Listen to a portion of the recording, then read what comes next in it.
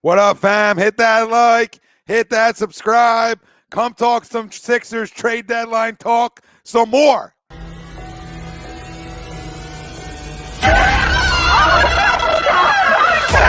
Let's go.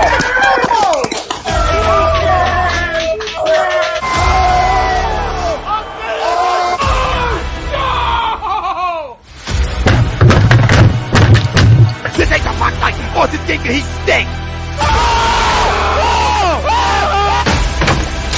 Oh shit! It's cold.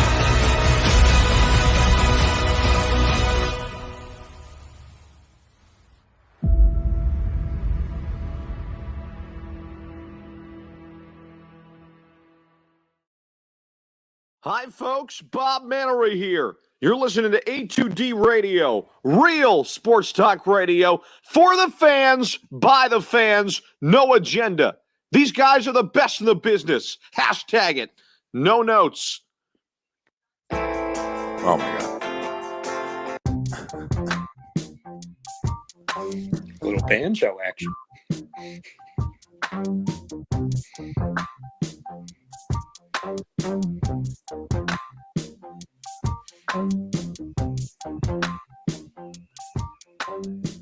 So before I say anything, welcome in. This is Monday Morning Quarterback, only on A2D Radio. I'll get into the sponsors in a second, but this laptop here used to be used for some DJing events, right? That was a little Counting Crows that like popped up instead of the bed that I hit. Decided not to play. Decided to go there. So YouTube, we're sorry. Everybody else, we're sorry. We'll pay the $10, whatever's needed. We will pay. Every Monday, we are brought to you by FanUp, and FanUp is the best way to enjoy fantasy sports, daily NFL contests, and more now. NBA contests they have running now, so make sure you jump in. Win great prizes. Sign up today. Use promo code A2D for 5,000 bonus points. That's a $50 value. FanUp right on the Apple Store. And like I said, daily NBA contest now. So obviously they're running hot with the NFL, but daily NBA, no salary caps. And for the ladies out there, or for the guys like one of our own here, Michael Chromiak, I'm sure loves dabbling and gambling on the Bachelor and Bachelorette. So indulge yourself, not only for the ladies out there, but for the men as well. FanUp right on the Apple Store. Download it and use promo code A2D for 5,000 bonus points. That's Ryan Brodo. I'm Tom Arnone, and we're here with Counting Crows. Just kidding. I said I wasn't going to say anything about the technical issues that have taken place since Wednesday over here, and I was avoiding it. I said, no, we're going to talk good things into existence, and literally I'm going to show you afterwards me hitting the button for a little bit bouncy, right? And for some unknown reason, Counting Crows is going to play, and it says clear songs, and there was a panic. There was a semi-panic. We got a lot to talk about today. Latest surrounding the NBA trade deadline, all the rumors that go around with it. We'll talk about it. Sixers trade deadline targets. We obviously know the two. One is going to be our main topic of conversation. The other one, like a Bradley Beal that's surfaced. We know the two, but is there more? And we're going to talk about why I think, and I think Ryan's going to agree on why there probably is more when there's only two being talked about, and really not even that, really just one. Who are you willing to give up for your star player, whatever player that is for you? Okay, if it's outside of our poll question, then what player right out there that you want really bad, and what are you willing to give up on this roster for that player? We'll talk a little bit about that. Sixers James Harden rumors, and it's brought to you by Manscaped, and you can get 20% off and free shipping with the code A2D at manscaped.com. Unlock your confidence and always use the right tools for the job with Manscaped. And they bring you a poll every Monday, and they clean you up every Tuesday or Monday whenever you use them. You know what I mean? They clean you up over at Manscaped. So get 20% off and free shipping with the code A2D at manscaped.com. Our poll question for tonight's show: the Sixers will end up completing a trade for James Harden by Thursday's deadline. Do you agree or disagree? Let us know. Facebook, YouTube, Twitter, Twitch. That's where we're live. Everywhere you get your podcast, we're there as well. Hit the like, hit the subscribe, hit the follow, comment in. And if you're over on the podcast forums, give us a 5-star. Download us. Stay with us. Make sure you're following us everywhere and everywhere. If you're watching on YouTube, make sure you're following us on all our social media accounts as well. Instagram, Facebook, Twitch, Twitter, TikTok. Okay, we could do a whole show on that. To the poll, the Sixers will end up completing a trade for James Harden by Thursday's deadline. Do you agree or disagree? I'm going to disagree that it's Harden. We were talking about before we came on, Rye, that like a lot of times when you've looked through your history, my history of trade deadlines and people being linked places, that it usually never happens that way. Like it's usually then something out of left field, like, oh, I didn't see that coming, right? And that's usually how it goes, and not necessarily bad, just something you were like, oh, wow, did not see that coming. Like I feel like if it's a major league trade deadline, it's the NBA, NFL, some once in a great while you can say, man, that guy was really linked there and he went there. Most of the other times, it's somebody else. So beings are so much going and put in the James Harden, right? Where today at A2D, we make an executive decision, like shut it down with Harden content. I don't want to see any more rumors because every time there's one rumor, there's another rumor that surfaces as something completely different or an add-on. And what people need to remember out there is that a lot of these blue checks, a lot of these guys who have their sources, right? Somebody's paying their bills. Yep. Somebody. If that's Clutch Sports with Shams, right? And there's people paying people's bills, right? So just remember that. Just remember that as you just put this gospel into certain people said it or a blue check reports it, right? That doesn't always necessarily mean anything. Now, what it can mean is for the Sixers, and why I disagree with the poll, and I think it's going to be for somebody else, right? If you're asking me if they make a deal, I'm saying it's going to be no to Harden, but I think they do something for something, right? In terms of Ben, like I don't think Ben's here. I just don't think he's here. I don't know how that will happen. I don't want to think he's here. I want to talk into existence that Ben Simmons is not here at Thursday at 3:01. I don't want him here. Okay, but if it's not Harden, what it does is that people actually believe that. If their general managers actually out there to believe it, like, oh man, they're close for a deal with Harden. Guess what? Maybe that brings Sacramento back to the table. Maybe it brings any other team out there that has been in contact to the Sixers about Ben Simmons. Maybe it brings one of those teams back to the playing field, all right, back to the table, right, and saying, hey, we're playing 10 on red, and we're gonna put 120 something million on 25, okay?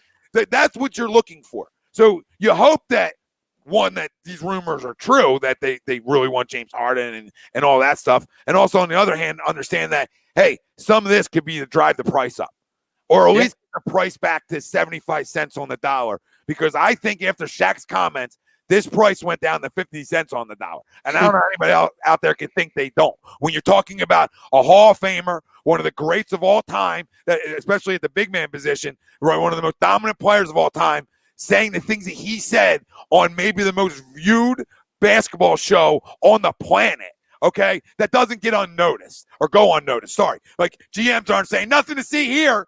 Right now, people that may have not been concerned get concerned. So I then link, now Harden's available. Now, right? Like, not saying he wasn't because he's on his last year of his deal, but now James is available. Oh, hi, James. Didn't know you were there.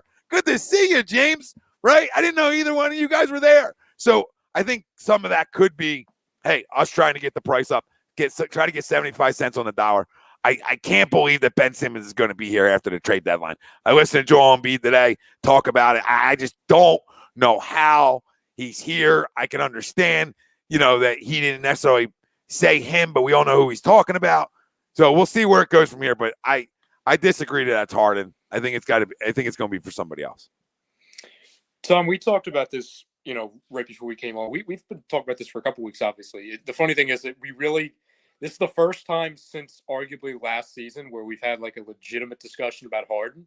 You know what I'm saying? Because, and listen, to your point, a lot can happen when, one of the most dominant big men or just players of all time goes on a roasting tour, Ben Simmons, and also an 8-game losing streak for the Nets, KD getting hurt, Kyrie being himself. So there's been a lot of stuff, just a lot of stuff in the mix with this entire situation.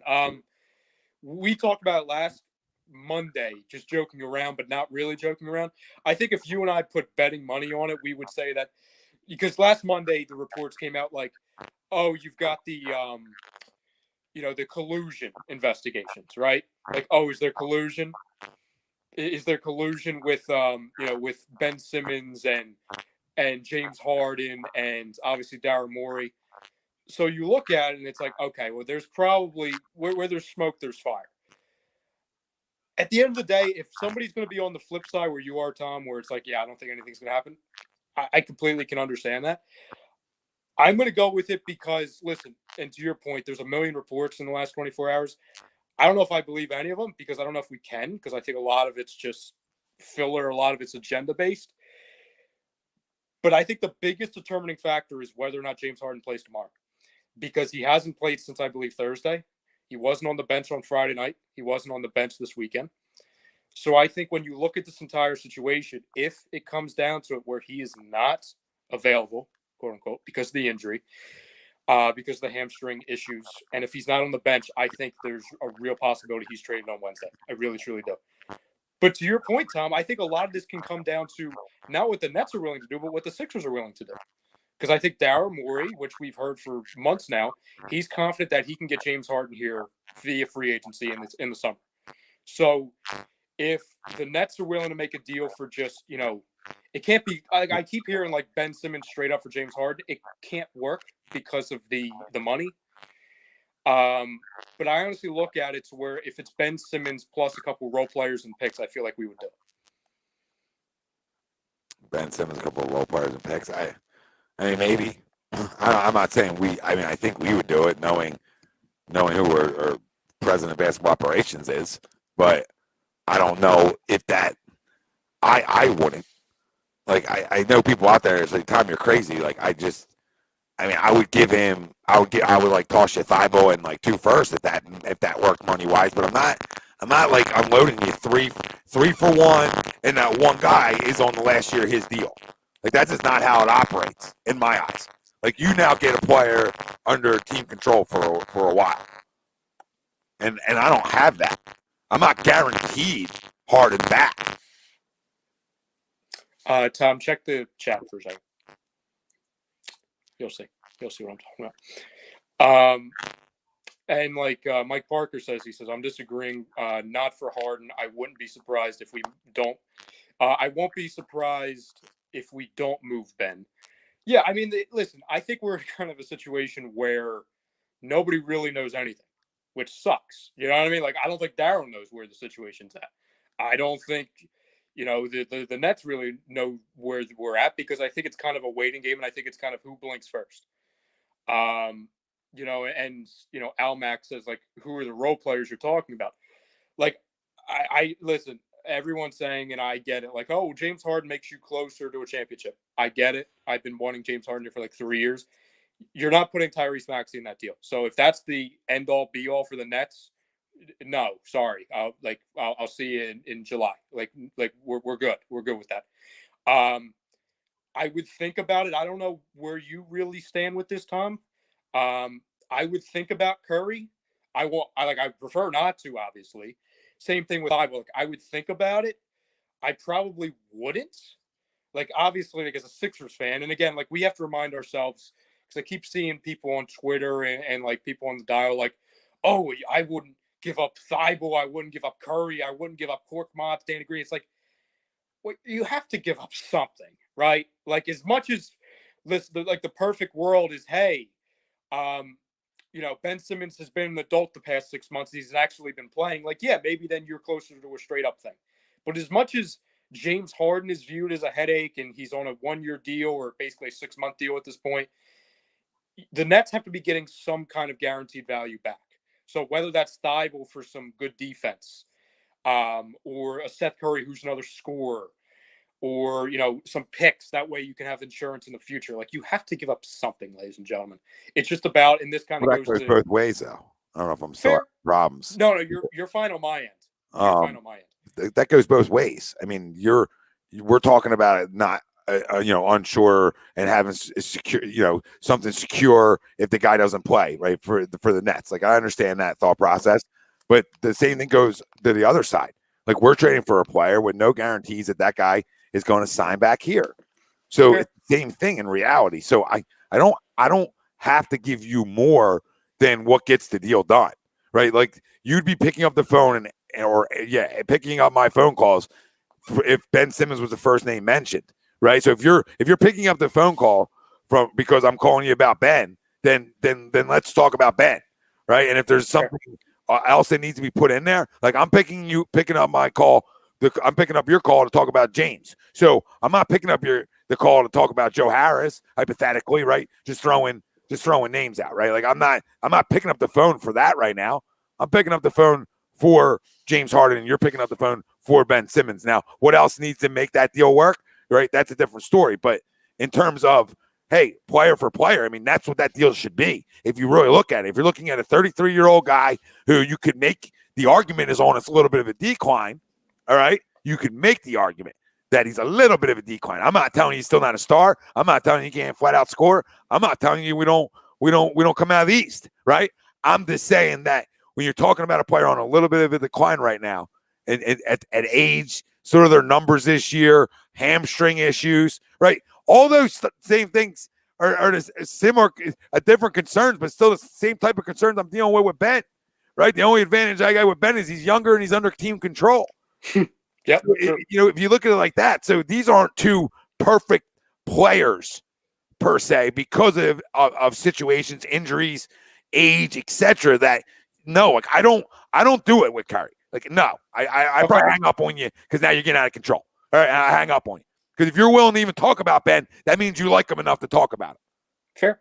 That's fair. So you're in my division. You're not gonna bend me over. I don't need to go give that team more scoring because I feel like, okay, I give you a shooter and I'm not crowning Curry. Like, he can go and there's other deals, but I am trying to get better by not subtracting more. I'm trying to get better by subtracting the problem and getting pieces back. That's how I've been clear about this from the beginning of it, that I'm not like, I don't want to give you Curry. I don't want to give you Maxey, really. Like, the perfect deal, yes, those guys are expendable. I get it, right? The perfect deal. Perfect deals under, like, who's under the age of 28? That's star. Like, then you're talking to me about perfect deals. Anybody 30 or over, you're not talking about perfect deals anymore.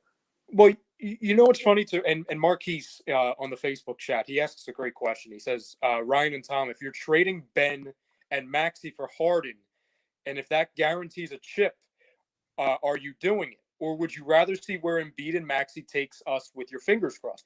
And listen, if I can have a crystal ball and say, like, okay, one of these scenarios guarantees me a chip, I'm doing it. But the sad thing is, Marquise, and I'm not saying you're insinuating this or anybody is, just getting Harden along with Embiid doesn't guarantee me anything, especially with the age, especially with, again, he doesn't have 3-4 years of control. Hell, he doesn't have 2 years of control. He has 6 months of control. And there's no guarantee he stays healthy enough for the rest of the year. Like, he was on the big three team last year and he got hurt. He was playing on one leg last year in the playoffs. He's hurt now. So, like, as much as I have been preaching and I've been arguing with everybody, not that people have disagreed with it, it's just about, again, like, who would you rather type thing. You really have to search for a better fit on paper than Harden and Embiid. Like, that's such a great fit. I'm not saying it's the best, but it's one of the best, especially when you talk about available players. But that guarantees you nothing. It guarantees you nothing. It's kind of like, okay, you're going all in and you're going based off of, let's cross our fingers that these two stay healthy and we do it this year. Because if it blows up in your face and you're facing a second round exit again, well, again, I'm not saying that Harden would leave, but what's keeping Harden here? Because that's another failed experiment. He's not contractually obligated. So it's like everything's a gigantic risk. And I'm willing to, again, I don't like crossing my fingers with anything, especially when listen, Embiid's window is not 1 year. It's more like 3-4 years at this level, I would imagine. But you're also not trying to play the waiting game again. We did that for like 7 years with the process. So it's all about weighing pros and cons. And it's about, okay, do we trust the evolution of Maxey's game and said, okay, he got extremely and way better from point A to point B last year, and he literally went from a 30% three-point shooter last year to a 40.5. Like, is that an anomaly? is that just a small sample size, or is it, oh my God, this guy's a friggin' freak worker, and he's already got astronomically better, and he's 21 years old. So, like, we got to value all those things in. And also, to your point, Tom, are there moves out there where you can make yourself better without even having to move a Maxey, a Thybulle, a Curry? I believe there are, whether that's in 3 days or whether that's in 6 months. Yeah, Dan, I'm not telling you that Curry Curry isn't improving your chance of winning a title like Harden is. No, I agree there. You obviously go up as a title contender. So I'm never going to say like, oh, I don't do a deal because you want Curry back. No, I'm not doing a deal because of the age of it. Like for Ben, yeah, like give me something else I can put in there. But because again, I'm trying to stay deep too. I like for a guy who constantly seems to be banged up at this point of his career. Like I've been out on Harden last year. Like, I mean, I'll take James Harden for Ben Simmons straight up if I could do that. If that's allowed to get done, or some picks need to be put in, or a low-level guy just to make some money match, whatever. But that's all I'm doing. I'm not going out of my way. I'll go out of my way for some other players. And like I said the other day, Maxey's not untouchable for the perfect player, but I'm also not running around looking to trade him either. So, it's how bad do you want Ben Simmons gone? What are you willing to do if you feel like you need a star back? See, like to me, I'm not as much in the clamor for the stars as the rest of the public is, right? I feel like I've been pretty clear about it. Like, do I want Dame, right? And blah blah blah. And in the summertime, yeah, you would have to do Dame and put Maxey in that deal, right? Like that's a no-brainer, right? Mm-hmm. There's no decline in his game. Right, there just wasn't. So you're like, okay, I don't have any question marks, right? In terms of a guy's game declining, like I can make question marks for Harden. So but that being said, you're a really good basketball team, and I don't know if you're necessarily a star away, right? Like if I trade Ben Simmons and I get, a young piece back, like say I get a young piece back, and two solid players, like that might be a win. That might be enough to come out of the East and win it all. Like who's the star-driven teams? I'm just asking people. Like where are those star-driven teams anymore? Well, like, I mean, okay. Well, like I mean, you just look at this. Phoenix went there last year. I wouldn't necessarily say call them star power at this point. Like they got really good basketball players. Booker, star. Chris Paul, really good. Is he still a star? I don't know, but I'll say star worthy, an all-star, right? Like first, second teamer, right? Yeah. But then like outside of that, like what are they? Where's all the star crazy? Like DeAndre Ayton's a really good basketball player, right? Mikal Bridges is a really good basketball player. When you look at the Milwaukee Bucks, it's not star crazy. It's Giannis. Middleton, who got crushed every other year in the playoffs by their fan base, who's a really good basketball player, Chris Middleton. And Drew Holiday, who's not a star. Drew's a damn good basketball player. So I don't need like star crazy. Sorry, one last thing. Like when you look at the Warriors, it was Clay and Steph. It wasn't like 45 stars, and then they went and got Durant. I get it. Then it became like, oh, you need three. And like the Nets going out and getting three made you think like, oh, everybody else needs three to compete, right? So the Lakers go all in to try to get three. How's that aging for them, right? So no, they did better when it was just him and AD. So it's like my point is like you don't need three. You don't need three stars. In reality, you might not even need two if your best player is arguably the best player in the league. So you don't need it. You need because if I look at Maxey and Tobias and Joe, and I added like I don't know, you name it, right? Like a top 45, top 40 guy, right? Like, and then I added like two bench pieces in there too. And I'm saying, whoa, six is pretty good. So if you and again, I'm not, fam, this is just three random players that I know we've talked about and would fit. So if we added, okay, D'Angelo Russell, Terrence Ross, Doug McDermott to this roster. Now you're going to have to trade for those guys, but you're giving up Simmons and maybe you give up Green in a McDermott deal. You're giving up, probably Isaiah Joe and a cap filler and picks for Terrence Ross. and D'Lo would be involved in the Simmons thing. Like, how do you like your chances with those three? I hate D'Angelo Russell, but I know. That's why I added him. no, I think you're really good. I don't think you're. I think you're definitely a team that you could talk about coming out of Eastern Conference. Well, you know what's funny, Tom? You brought up the Suns and the Bucks. What do they both have in common?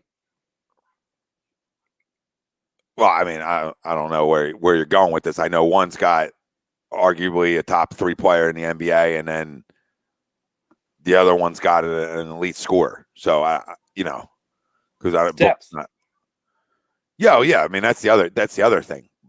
They're deeper. I think that's where. I mean, I thought I said that today. I know I said it yesterday that they were deeper, but I was really looking at their. If you look at their players, like even their starters, it's not like star driven. You're not like whoa, how do I beat these guys today? How am I beating these guys? You brought it up perfectly last night when you guys were doing live reactions.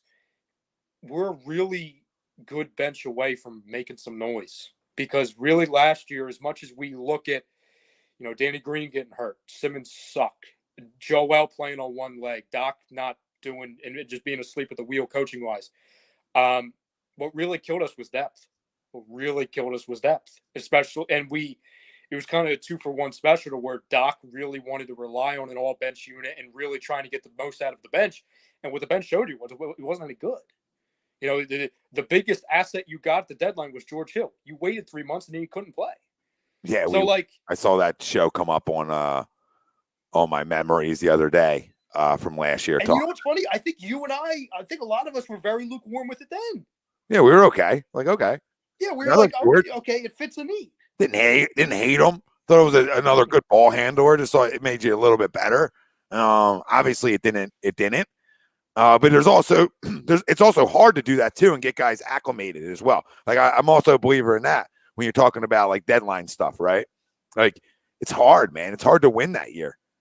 I mean, we argue we had the best team we had here, and we made all our moves in season, and that didn't get us any further than we had before. So I'm a true believer. Like when I'm trying to do this right now, Ryan, I'm going to continue to say it. I ain't trying to give you nobody else. And that doesn't mean those guys are good players. Like I'll trade Matisse Thybulle tomorrow, but I'm going to trade him for something else. I'm not putting him in a deal for one player, right? I'll trade him for something else. You understand where I'm going with this? Yeah. Like, that's where I'm going with this. Like I like this basketball team. They're not deep. They need to be a lot deeper, right? But they are good. They are tough. They are not easy. They're going to fight you. And I'll take the team that's going to fight you because I feel like they're becoming a team. And I think they're using the stuff that has happened out of their controls to almost to their control, right? And they played for one another. And I don't think you see that a lot in the NBA. And I'm not telling you that they're Eastern Conference Finals, favorites. I'm just telling you they're tough. And I'll continue to say it. With him not on the court here, they're a better postseason team. They got to get deeper, but they're a better postseason team because they can score in the half court. That's what everybody's missing. This basketball team can now score when things slow down. Right? They have way more spacing for that than they did with Ben on the court because it was way easier to double team Joel Embiid, right, when Ben Simmons was on the court than it is today.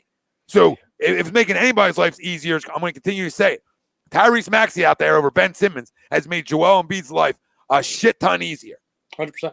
100%. Well, and here's the other thing, Tom, which I know you touched on a little bit last night too. So you're a game and a half out of the number 1 seed in the East. Okay. You're a game and a half out.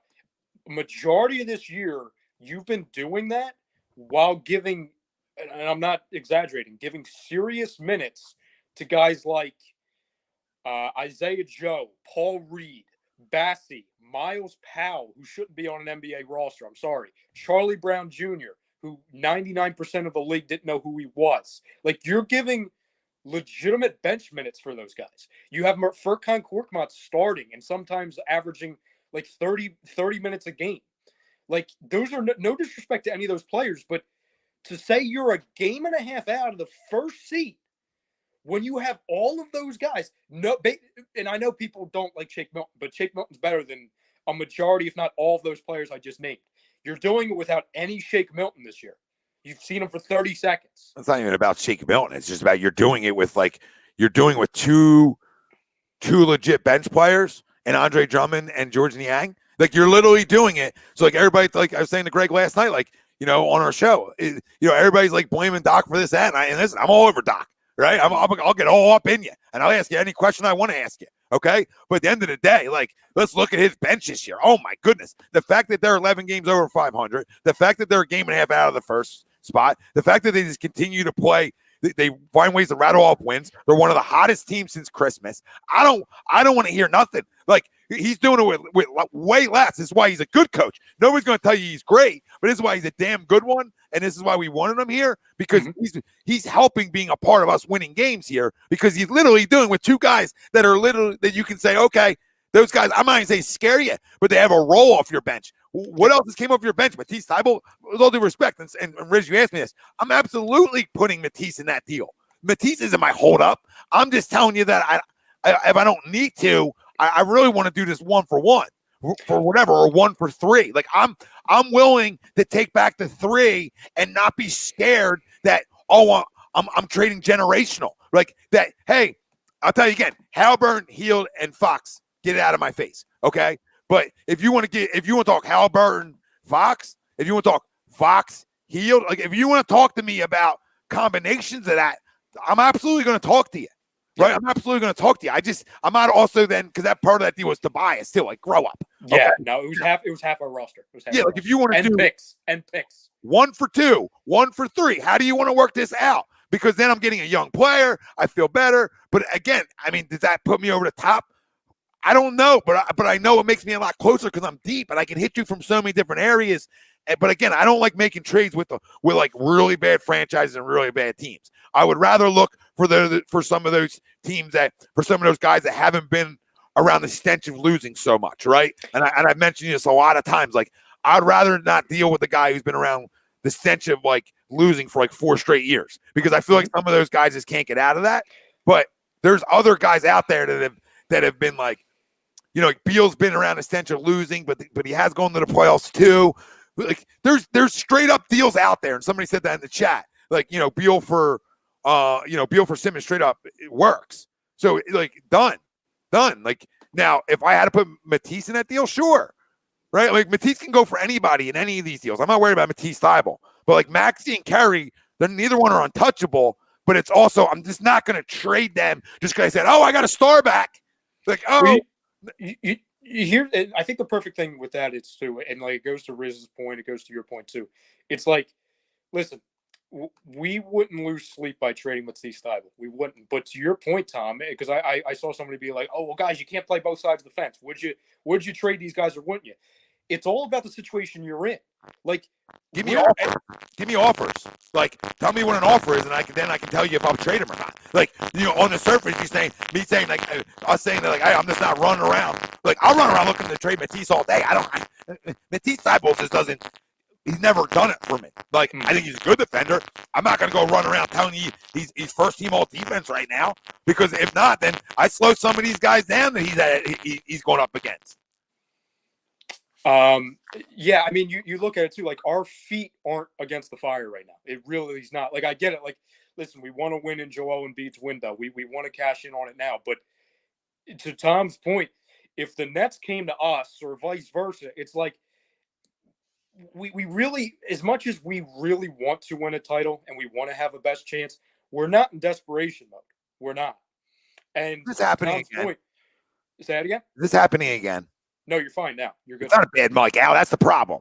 All right, it's a different fucking computer. Now my shit don't want to work. Now I'm getting mic gates. Like, I'm freaking fed up. StreamYard, you can suck a dick. All right, you can start sucking. We're talking big fat ones. All right, you get a Joel Embiid in your mouth. You know what it is? It's a pecking order now. It's as far as like the crumb of the day chart. It's like Ben Simmons and then StreamYard. Yeah, it's like you know what I'm saying? It's like it's starting to mold. It's starting to mold into one where like we could trade both of them. They're both here. They're both here. It's unbelievable. There's no reason for it. It's a brand new mix. We're in the trenches, Tom. We're in the. Listen, I've got my phone balanced on like 7 boxes. We're against the trenches. You're telling me we're unplugging it. Just unplugging it and plugging back in was all. Hey, that's like the age-old thing. That's what they teach you first. It's like, oh, just just blowing it, unplug, plug back in. You know what I'm saying? It's the old trick. That's all you got to do. But I like everyone also saying like, oh, Matisse Thybulle's untouchable. I heard that a lot when I was driving today. Okay. When I was listening to the dial. No, it was callers. It wasn't anybody. I don't think anybody would have a job if they were saying it on the air. They were saying, oh, well, guys, you can't trade Matisse Thybulle in any deal because he's drastically improved his offense. Okay, listen, I know we're not like big numbers guys. Like it's numbers, but it's also like context with numbers. There's certain things that you just can't argue. And one of those things you can't argue to me, Tom, anybody who has eyes, is that Matisse Thybulle's offense has gotten better. Actually, if you just look at his, what's the one thing that's like, hey, if he adds this, it would be better? It's his 3-point percentage. It's when he actually shoots. It's passing it off, and it's just shooting, whether it's from the corner, whether it's anywhere. It's that. Well, out of the 190 people in the NBA that qualify for this stat, as far as corner threes, he's ranked 136th. Number one. So untouchable? No. Second thing is anyone who says Matisse Thybulle's offense has improved, well, they just go to the numbers, right? Again, I'm not a gigantic fan of numbers, but this is something you can't argue. In his rookie year, okay, his 3 points attempted, just over 2, right? Just over 2. He averaged just under 36% from 3. Since then, he now attempts less threes and misses more threes. He's gone from 36% to 30%. Yeah, meanwhile, and again, I'm not comparing players because it's different skill sets. But when you talk about guys getting better, Tyrese Maxey, who we don't have a conversation in the James Harden deal, you really have to find one where I do have a conversation for him. In 1 year, when he's playing a position that he's never played before, he's going from a 30% 3-point shooter to a 40% 3-point shooter. So anyone out there saying, oh, well, you can't because, you know, Matisse Thybulle, he's very good on defense and he's improved on offense. Well, if he's improved on offense, you'd be able to play him for more than 20 minutes a game. You wouldn't be able to take him off the floor, ladies and gentlemen. So as much as I like him, and him along with a James Harden or a Beal or whatever you get at a deadline, yeah, that makes you a really well-rounded team. But if you talk about some of these deals, maybe not Harden, I really have to think about that, but some of these other things, I'm sorry, I'm moving. I'm not getting ridiculous. I'm not putting Matisse Thybulle in a deal for friggin' De'Aaron Fox and Buddy Hield. I'm not that crazy, but I feel like we also have to be very careful with, listen, we recognize that things are going well for certain guys like Tyrese Maxey. So, yeah, we're not going to throw him away, even if it's for a very good player. But we also have to recognize, listen, let's not overvalue what you have. Because he's had 3 seasons now to improve a little bit in his offense, and he's going backwards. And I'm sure I'll get hate for that. Well, I don't know what. Ryan, I don't know why you get hate. Why would you get hate for it? Like, well, because when we've talked about it in the past, it's like, oh, Matisse Thybulle, he's the greatest defender of all time, and he's very good. But it's also people have their love affairs. All right, I've said this a million times. So if you ever get hate for that, it's somebody that really doesn't watch enough, and they listen to they listen to all the commentators, or they listen to stuff that this doesn't. They listen to somebody say like, oh, he's an elite defender, and then they can never get over it. If I were to ask you, what's the percentage chance Harden by Thursday? Sixers. Well, I disagreed to it, so 25. Wow, that's actually higher than I thought you were going to go. I thought you were going to go like 11. Well, no, there's always, I mean, there's always a chance. So I'm not going to be that guy that I got a source telling me there's no chance. And listen. Even Wojnarowski doesn't know anything. I truly believe that. And Woj is one of the few people I think we trust. I don't know if I trust Shams right now because I know he's in with the clutch thing. And I'm not saying Woj is above narratives. I'm not saying that he's like gospel, but I don't think anyone has any idea what's going on. Now, I don't think the Sixers know what's going on. No. This is going to go right down to the wire for everybody watching at home. All right. I mean, this is going to go down to the wire. Yeah, who blinks first? Who panics? And it's not even about like Harden. Just this whole Simmons is going to go down to the very last second. I mean, I have to believe that. So I'm going to continue to believe it. How much does the percentage chance go up if you see a report tomorrow night that James Harden is not playing? None. What if you see a report that he's not on the bench again? None. Okay.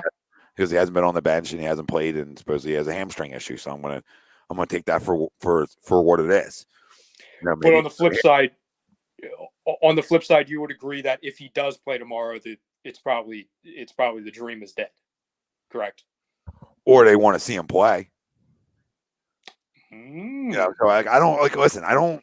I had a little fun with a video doing it, but I don't take too much stock into it unless it's like the day of the deadline. Like, you know what I mean? And nobody does, or the night before, right? Like, hey, we might trade you, so we'll keep you out. Like, these things just they don't overly mean too much to me. Like, just like Steve Nash saying he's going to be there and he wants to be there means nothing to me. No, that's filler. You know what I mean? It's just, none of this means anything because the guy can get traded the next day because something changed, right? Somebody was like, oh, well, you know what? We got a great offer, so now he's gone. Like, I'll say it again. I'm not clamoring for James Harden. I will clamor for James Harden if it is straight up for Ben Simmons or like something very small has to get put in because money has to work, right? But like if it's Thybulle and if it's Thybulle and Simmons for Harden, sign me up. But according to Riz, Woj just came out with something. Hold on, Riz. I'm going there, Riz. I'm running. Something like he's getting an agent. What? I don't know. Yeah. So when he gets a new deal at the end of the year, he has a new agency. Yeah, that's nothing. That doesn't have anything to do with New York to me. No. That's just listen. He's got a manager. That's all he's got. So he needs an agent eventually. He doesn't because I don't know why any of these players would get agents. To be honest with you, sign your own deals because the deals are already made up for you. When you're a star player, like your money to stay somewhere is more than going somewhere else. So you don't need an agent. You need management. To help you get. I guess listen, if you're trying to get commercials and stuff like that, I guess it's good. Whatever. Teach their own. Now, what's the percentage chance in your mind, and also fam at home, that the Sixers just do something, whether it's small, whether it's big, just a move before 3 p.m. on Thursday? Including this guy or just in general? No, anything. It could be friggin' Isaiah Joe and 2 picks. 99.9% chance. Okay. Now, because I saw somebody say, like, would you guys be mad if we didn't get a Harden or a Beal? And honestly, Tom, you might be surprised that I'm saying this. I wouldn't. Listen, will there be disappointment? Yeah, because listen, we all love a good trade. You know what I'm saying? We all love a good adrenaline rush reading that. Like, I got an adrenaline rush. What are you asking me? Because that's not an unfinished question. Like, if we don't get Beal or Harden and we get nothing else, like we don't. What I was going to say was like, so the question was, if you do not get like a star player by Thursday, would you be upset? A star player? Yeah, like, okay, top 30, like kind of in that window that you said, like a top 30, a potential starter, not just a role player on the bench. Like, it's so tough because I can't even like bring up a name for that because we don't know. Like, the name that I always go to is D'Angelo because I know he's a viable option. But I know you and I really don't like him. And he plays like 25% of the games. I don't think it's going to be like when I talk about stars, I talk about, you got to be top 10, 15 in the league. They're really 15 to be a star. So in terms of that, I won't be mad, but I will definitely be mad if Ben Simmons is still on this roster per se, and has not been traded, because I agree with Marquise. I think it's a huge slap in the face to Joel Embiid. I think it's a slap in the face to this fan base. I think it's a slap in the face to every player that has worked their ass off this year to just get something back. And I know what everybody's going to tell me, but I don't care anymore, because the longer it goes, the worse the value gets. And I'll yell and scream that, because it's not going to get better. It's not going to get better. At least right now, people think there's a chance that he can come play for wherever he's traded to, right? There's probably GMs out there that think like, okay, he'll come here. Right, if we trade for him, he'll come play here. You go out a whole year without playing, and it becomes question marks. Does this guy even care? I don't know. Looking at the chat here. It's doing it again, by the way, Tom.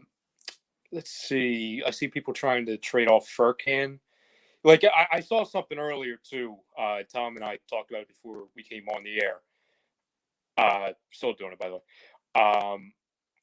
They said, okay, would you do Simmons, Green, Furkan, and like 2 picks? And I would. I don't know where you stand on that, Tom, whether or not you guys would do that. Simmons, Green, Furkan, and 2 picks. Because really, I don't feel like I know you are more patient with Danny than I am, but I don't know if you're losing a ton with that.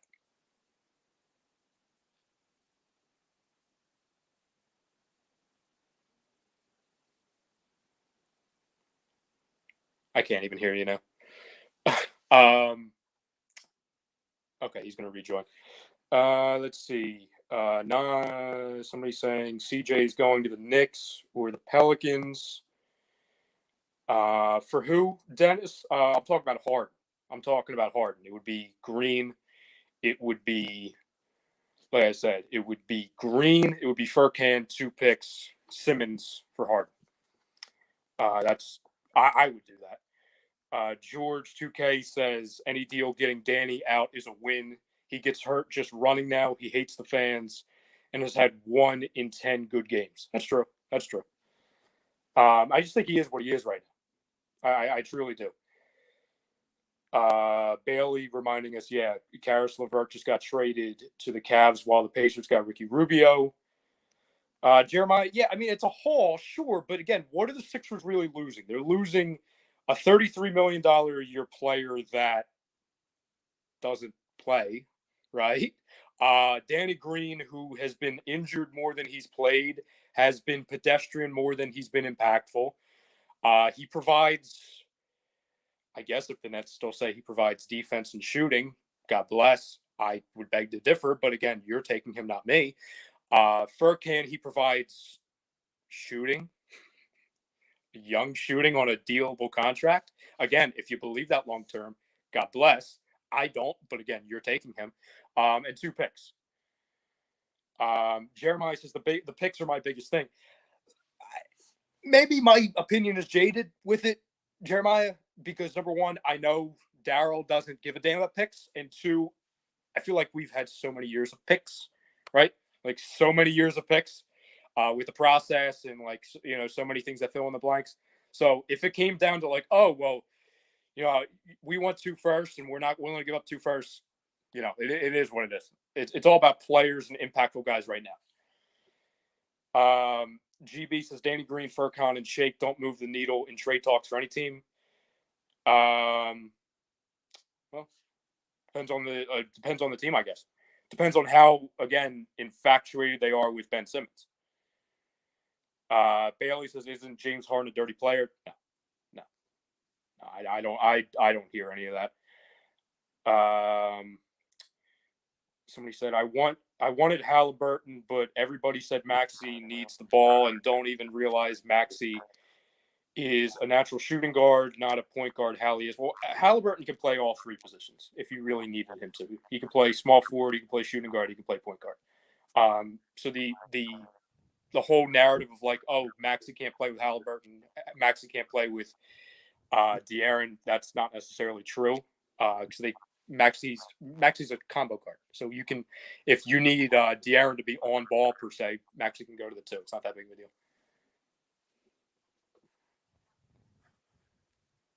Yeah, I don't know if we want him as a 2 guard. Maxey? Yep. Would you rather put him just as a 6-man then?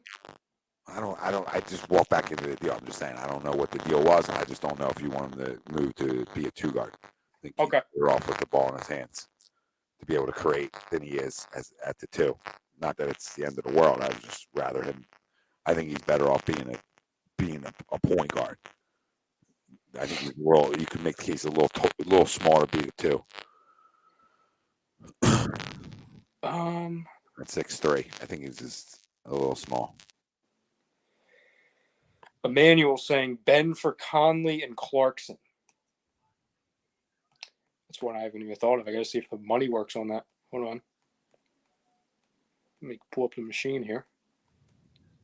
Does that move the needle at all for you, Tom? Clarkson and Conley? Mike Conley? Yeah. Yes, sir. For Ben? Yeah, according to somebody said in here. Emmanuel in the chat. Yeah. That's not enough.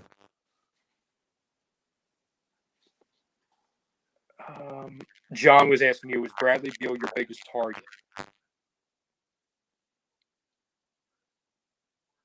I think so.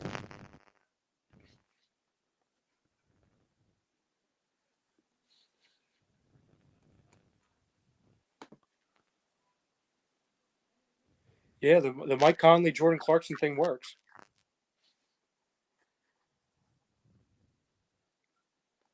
Nasty says Ben and Gobert can't be on the court at the same time. I mean, listen, I understand it's not my problem. I hear you though. I understand where there could be some issues, but also your defense is elite, even better than what you already have. Jose says, in your honest opinion, will there be a move made before or on the deadline? I don't see it happening with free agency this offseason. I think there's going to be a move. I just don't think. I don't know. Gun to my head, I would say it's probably more of just a role player, bench depth move.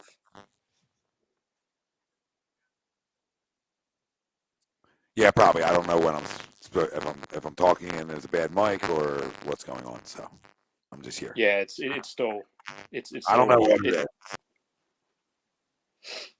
While Tom's working on that, I'll just read. If you guys have any questions, and no, by the way, fam, I'm not doing the Mike Conley. I was just reading Emmanuel's suggestion. By the way, fam, I'm not doing that. It was something new that I hadn't seen before.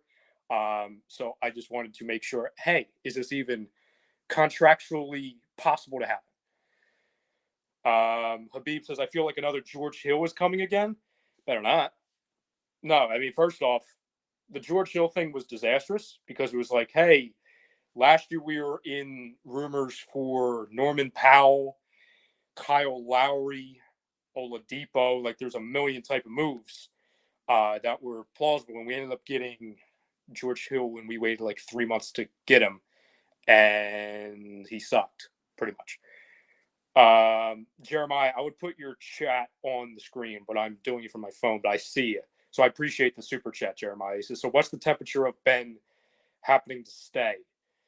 What's the temperature? What do you mean, like the chances, Jeremiah? Sorry, I just want to make sure I ask you, I answer your question properly. What's the temperature if Ben happens to stay? Yeah, you'll have to elaborate that on for me, Jeremiah. Pat Culp says Furcon for Aaron Holiday. I mean, you mean Justin Holiday? Is that what you're talking about? Which one's on the Pacers? I think it's Justin, because I know Justin. Justin Holiday. It would probably be Justin Holiday. I think you're thinking of, Pat. I would have traded for Justin Holiday 2 months ago. I mean, he's exactly what you need. Corey Joseph. You know what's funny, Calvin? Corey Joseph was one of the guys on my list. I like him. I like Frank Jackson. I think both of those guys can help you. Both on the Pistons, by the way. Sorry, Don.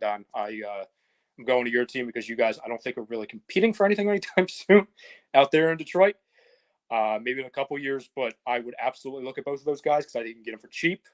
I think both of those guys are only making anywhere from like $1 to $4 million, so you really don't have to add that much into it. It's just basically picks. So those are two guys I would absolutely do. Lower level guys, probably not moving the needle for a lot of guys, but Frank Jackson, since he's come back, he's been playing very, very well alongside of Corey Joseph.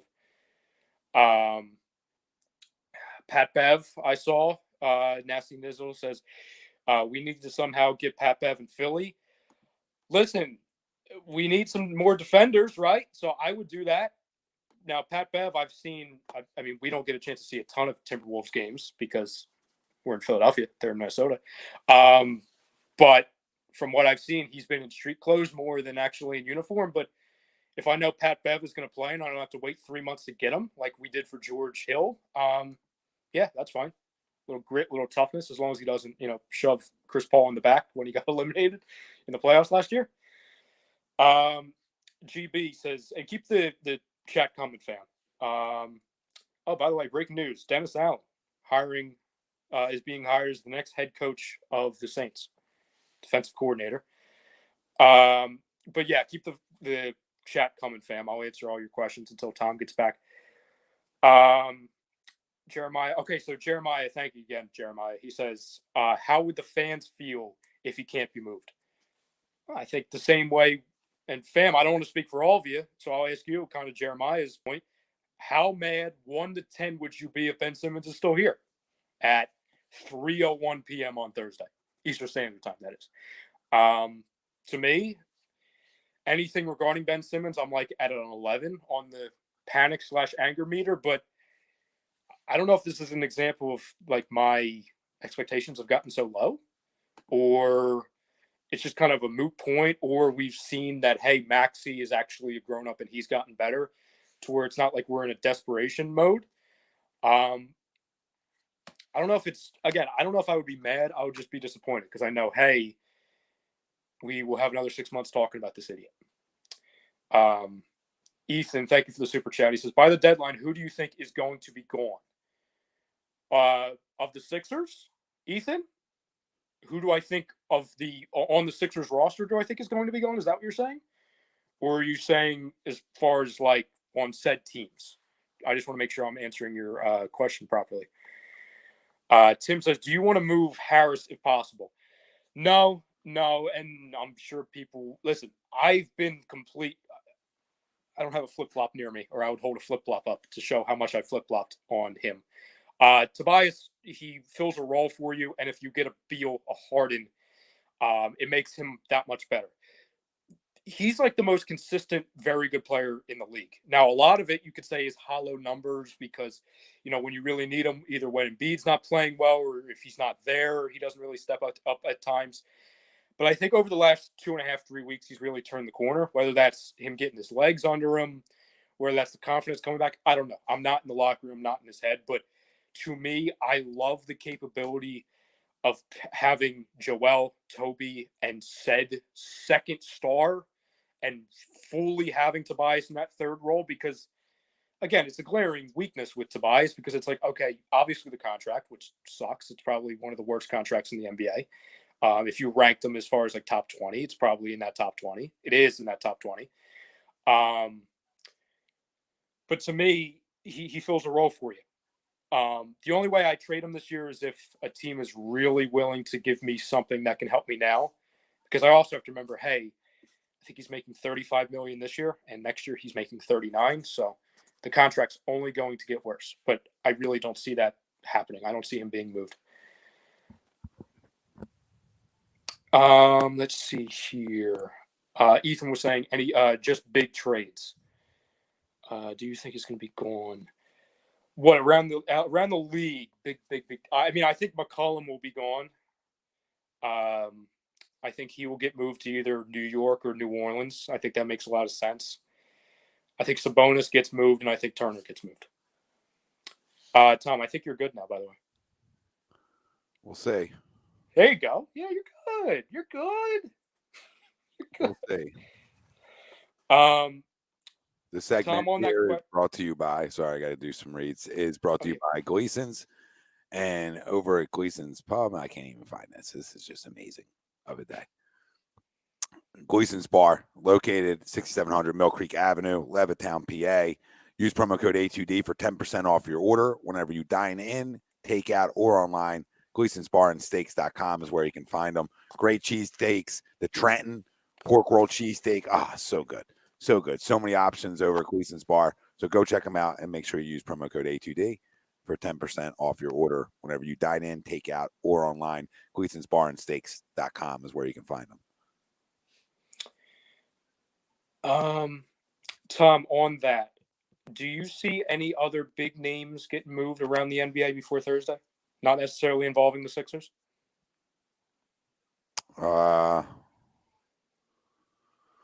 I could see Beal getting moved. I could see McCollum getting moved.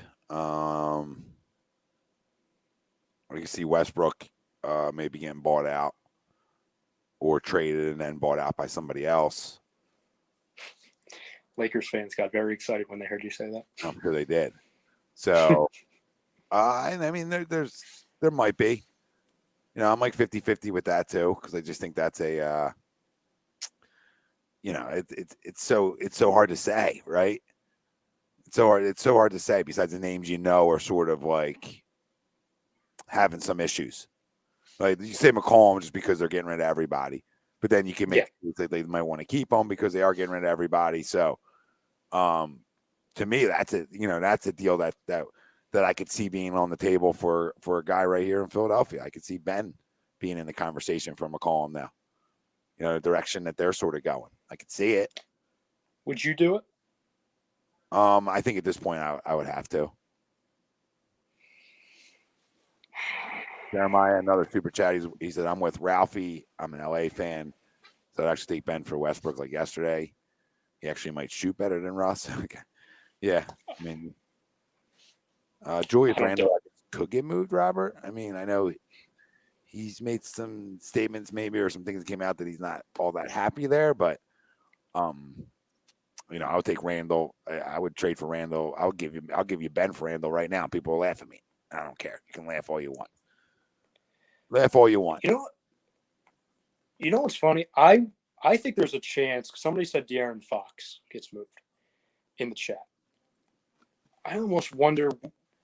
I kind of like a De'Aaron Fox for Julius Randle type thing. I'm not saying straight up, but that would be kind of the core players in that. De'Aaron goes to New York. You get a more, I want to say consistent scorer. He still can't shoot, but he's more consistent scorer that they need to kind of pair along with an RJ Barrett. And obviously Randle, you can pair him. I don't want to say he's a better fit with Sacramento, but you can play him alongside of Tyrese Halliburton and Davion Mitchell. So I almost wonder if that could possibly happen. Yeah. I saw earlier too. Yeah, I mean, Tim Starr, he says, I wish we could pull off an SGA trade so bad. That's just going ice cold. That's just going quiet. And I think he hasn't been playing. I think he's been hurt. Remember, the quiet ones are more the realistic ones through all this. So sort of what we opened the show with, in a way. I mean, you almost have to look at some of the names not being mentioned and say, okay, maybe that's a guy I can get. Like, that's why I say like McCollum for Ben, something out of left field, something you're not like just talking about here in Philly, right? Like something that you're not expecting. And, not saying Ben for Randle would happen. I'm just like using that as another example of money that would essentially match. I saw somebody, I want to give him a shout out. He said he was tuning in from Fiji. Yeah, Elias. He says, loving the show from Fiji, guys. Keep them coming. Keep us villagers sane these days. Keeping us villagers sane these days. Thank you, Elias. Bill, he says, question. So if Ben gets traded, is he instantly healed from his mental health? As a fan of the sport, the way Ben has acted is disgusting and really put Philly in a bad spot. Bill, that's the $1 million question, my brother. I guess it would all be fixed, because it goes back to that age-old report, 3 months ago, Tom, where, he would be happy on 29 other teams. Really? Okay, great. It helps. I guess that's the thing that sucks. It's like if he was an adult this entire time, and if he was actually playing, I feel like this conversation's done. Like, I don't even think we're still talking about this. I feel it's like, okay, Ben's gone. What else can we do to help this team? Yeah, I agree.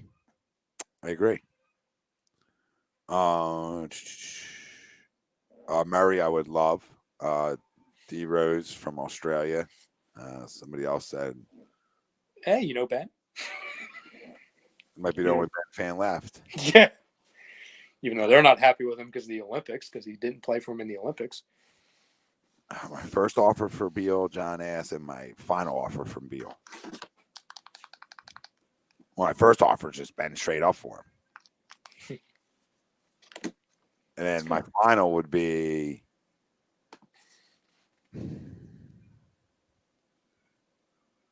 Ben and 2 first. Because he's another guy in that situation. Like, is he going to stay there? Right? Like, we're back to the guy. Is he going to stay somewhere? Like, how much do you think you're going to get from me? Yeah, it's another, like, listen, our feet aren't on the fire. You know what I'm saying? We're chilling. We're chilling. The Wizards suck right now. And they might lose players. I'm just trying to see if the money's perfect, Tom, by the way. So, I mean, it can work just straight up. So it's not like, oh, you got to add another cap filler. He's making 33.7. And Simmons is making 33. And on the last year of his deal, so another guy, you're not guaranteed to stay here. Yeah, you would think. Same with Harden, you would think, right, that these guys would ink up and stay around longer, but they're not like coming and signing here. You're trading for them. Yep, true. So I think you hold a little leverage. You know, like a little leverage. You don't hold a lot, you know, because you're in the same boat. You just got a guy that's just not showing up. Jeremiah says 2 first. Y'all really hate Ben. And Tom, you weren't with us at the time. I had brought up a deal with Brooklyn, and I was saying Simmons, Green, Furkan, and 2 first. And Jeremiah hit me with the deal breaker for Jeremiah is the 2 first. And I said, Jeremiah, my opinion might be jaded with this because A, I know Darryl really doesn't care about picks, and 2, I'm done with the picks. Like, I'm good. Like, the 2 picks I'm not going to lose sleep if I lose 2 picks. I'll give you 2 picks. I'll give you picks for the next 10 years. I mean, I don't even care about picks. I'd much rather give you picks than players. Yeah. Especially players that I think are going to help me win next year. Now you can tell me, like, Tom, you know, it's how you got Maxey, you know, it's how you got something. I get it. But like, I'm not going to make them deal breakers in any deal. Like, because those picks might come in for getting back, you know, some bench players, like, you know, like we did before for like Burks and Glenn Robinson, right? Like, you know, I could see something like that happening where it's picks and maybe like, you know, something small, and you're getting back 2 guys that you think can come give you, you know, 20, 25 bench minutes a night to really boost up your bench. Because what you're missing is a backup point guard, right? You know, some of the things you're missing, and you could use another wing. Either that's a guard or a small forward. You could really use it, you know, even if you do have Matisse, right? You need a guy. You need some perimeter guys that can score off your bench outside of George Niang, because right now that's really all you have, and he's more of like a tweener, a 3-4, depending on the lineup you're running, and then outside of that you have Furkan. I mean, that's literally all the bench scoring you're getting on your wing, if you know, because we're not counting Drummond in that. Think about that. I'm really happy you said that too, Tom, because to me, of the smaller deals, right, smaller off your bench, even though I think this guy probably will be able to start for you. It depends. I'm interested to see where you would think he would fit in this rotation. I might go as far to say he's my number 1 trade dream scenario as far as a role player is probably Doug McDermott. I like Doug. Now, do you see him? Because I was saying, like, okay, he could play small forward for you, and he could probably start. Because right now it's either – because he's making 13.7, so you're probably going to have to put Danny in the deal, which I don't know if you love. It would probably have to be Danny plus like maybe like an Isaiah Joe and some picks or whatever. But he has the option where he can play your 3. He gives you that offense. He gives you that size also on the perimeter. But he can also be he could be a starter and he could be a bench player. Depends. Yeah, I mean, what do I got to give up for him? So like I'll put this in here. So McDermott 13.7. I'll go Danny. I'll go Isaiah Joe, who's making 1.5, and I'll go. I'm gonna say 2 second rounders. Is that too much? Say it again one more time. It would be Danny Green. It would be Isaiah Joe, and let's say it's 2 seconds. And Doug McDermott, and I just want to give you this contract info also. Doug McDermott has 3 years left on his deal. I gotta look up his numbers. I don't know. I mean, I just feel like I'm just subtracting just to add, right? Just to like add something. That's not the business I'm in. I think it makes you better, but like I don't know. I mean, I know Danny's just a guy. You know, he's just a guy. I get it. But like, what's McDermott? What's Doug McDermott to me at this point? Like, if I'm getting college McBuckets, then I'm so in. So in. Sign me up. But I'm not like it's not one I have to have. Like, could I get somehow without putting Danny in there? Like, right, with picks and match some other money up somehow? Sure, then I'm in. But then, and I'm not like, and the people, don't get me wrong, I'm not like saying like Danny Green can't go. Like, he can absolutely go. But, give me something. Like, I'm not trying to subtract the ad. I always say this in sports all the time with you, because I know you're the trade machine. Like, I want to get better, right, without having to give up like stuff that I think is important to me in a way too, right? Like, not, and that's like, well, how do you get better then, Tom? Well, that's what you give up picks, right? You get into the buyout game, or you just trade the guy who needs to be fucking traded. That's how you get better. Like, you're better tomorrow. No matter what 2 or 3 guys walk back in the door for Ben Simmons, you are better tomorrow. The only deal that you can maybe say to me is like the Kings deal, where it's like, how much better? I don't know. You're better. How much? I don't know. I don't know if it gets you over the hump, right? But like, majority of those deals, you're better though. Like, Halliburton, you're better. Like, are you ready to win right now? Because no, we talk about you need vets to win. Look at Joel having his best year at what age? 27? Why is that, guys? Riddle me this when I've been yelling at people for years. Because you don't win when you're younger in this league. Name the young guys who walk around winning, unless you're surrounded with a already proven star. Like, you give me Tim Duncan, and I'm going to tell you David Robinson, so you can't give me that. So there's names out there that it don't count for. Like Kobe, not early on, not his first one. You can't. Like, he was sensational, but he's playing with an all-time great too. So you're fast track to winning quicker. Kyrie with LeBron, right? Nothing. Kyrie's a pimp too, but you're with a guy who's ready to win, right? So that matters. So with that being said, if it was like Maxey and Halliburton is your backcourt per se, right? Just throwing names out there, right? Then you're like, okay, maybe I have young guys here, but I can still win because my best player is in the prime, right? He's ready to win now. When I look at Tobias, he's in those ages where, like, Tobias not a star, but like, he's ready to go, right? Seth, Danny, these guys are all like ready to go, So, when Giannis wasn't that young guy, calm down. In terms of playing in the league, he wasn't that young. Been around for you. I think Giannis was in his 6th year, 7th. Yeah. So to Tom's point, no, I agree with Tom on that. Tom, I'll run. I have McDermott's numbers in front of me. I'll run you through them if you want. Yeah. I mean, so he's averaging just under 12 points per game this year. His 3-point percentage is 43.5%, and he's averaging just over 5 threes a game. Yeah. Can I get him? Can I get him without having to put like an air quote starter in there? Because that's what I'm doing. Like, in terms of like my team, I'm almost putting a starter in there, and I got to look at it. Yeah, and I know I'm getting one back. Guys, you guys are all on the Giannis. He's 26. I know Tim's just saying he was 26 when he won, but like, that's not young. Like, he's been in the league for how many years? Somebody said it is in year 9. I don't think it's year 9. But it's a lot. It's a lot. So I'm more looking at, Timmy says it took Giannis 8 seasons to win it all. Yeah, that's sort of more my point is. Oh yeah, year 8. Yeah, year 8. Yeah. No, he can go, but I'm just not gonna like I would rather like package that and be able to get somebody more substance than Doug McDermott. Like, you know what I mean? Because I'm giving away a veteran that's made some big shots in this league. Like, I could use that. I'm not deep enough for that. Like, that deal's great when you're deep. Like, if you're deep, I'm like, okay, sign me up. Sure. I'm not fucking deep. I need to get deeper. So how can I make that move by getting deeper? Like, taking away somebody that brings me nothing, like Furkan. Like, if I could get rid of, like, take away Furkan and somehow do it that way with some things, then sure. But I'm really, like, that's what I'm saying. I'm more in like the buyout. I'm more into the buyout market.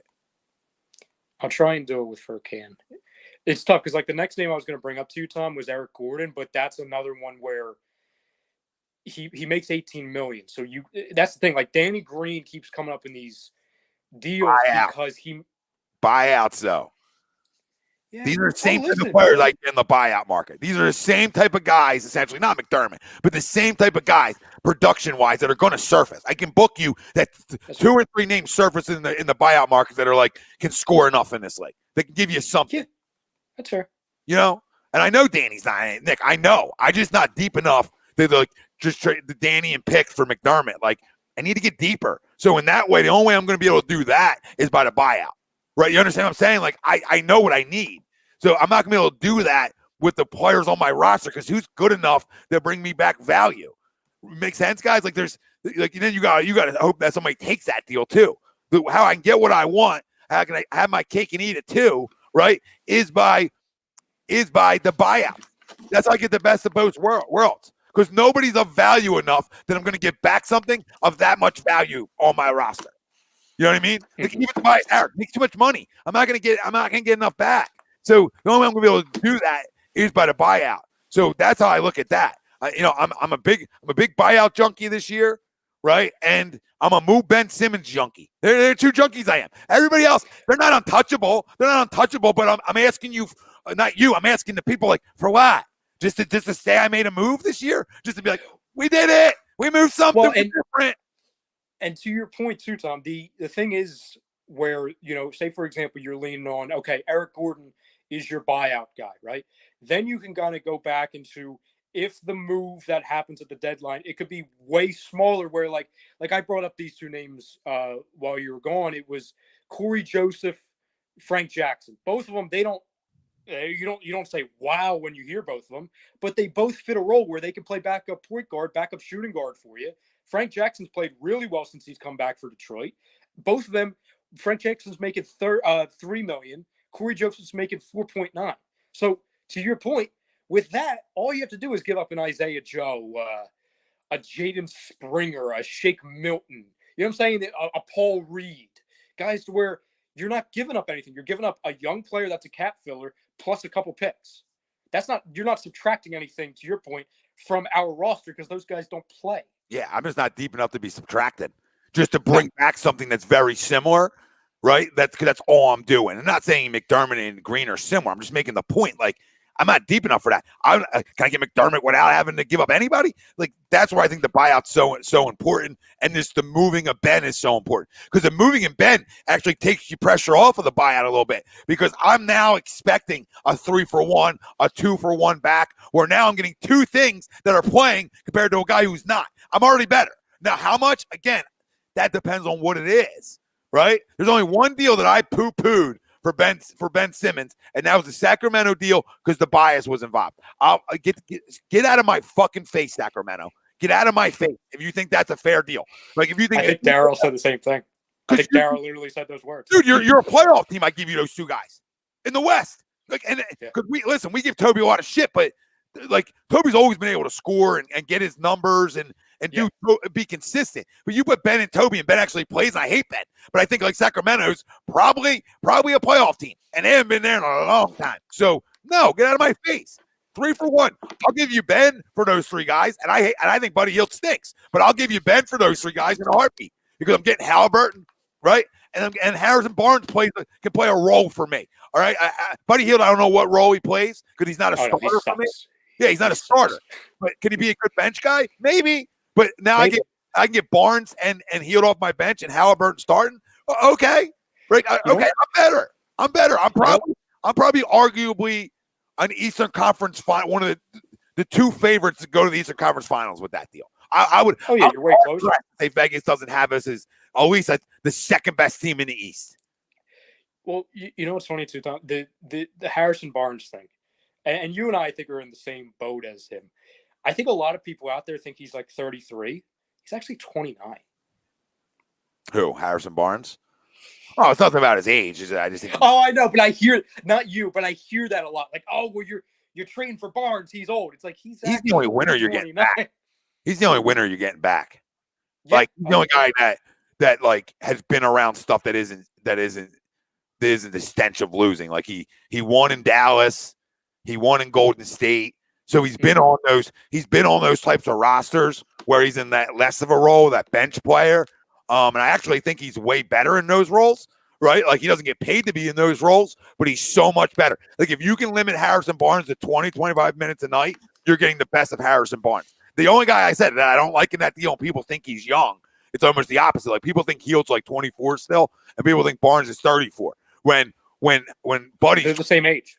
Yeah, he's 28, 29. I mean, Buddy's not young anymore. So Buddy's actually gotten worse, where I think Barnes gives you something on your bench that you can hang your hat on that's been there and done it from a bench perspective and as a starter perspective.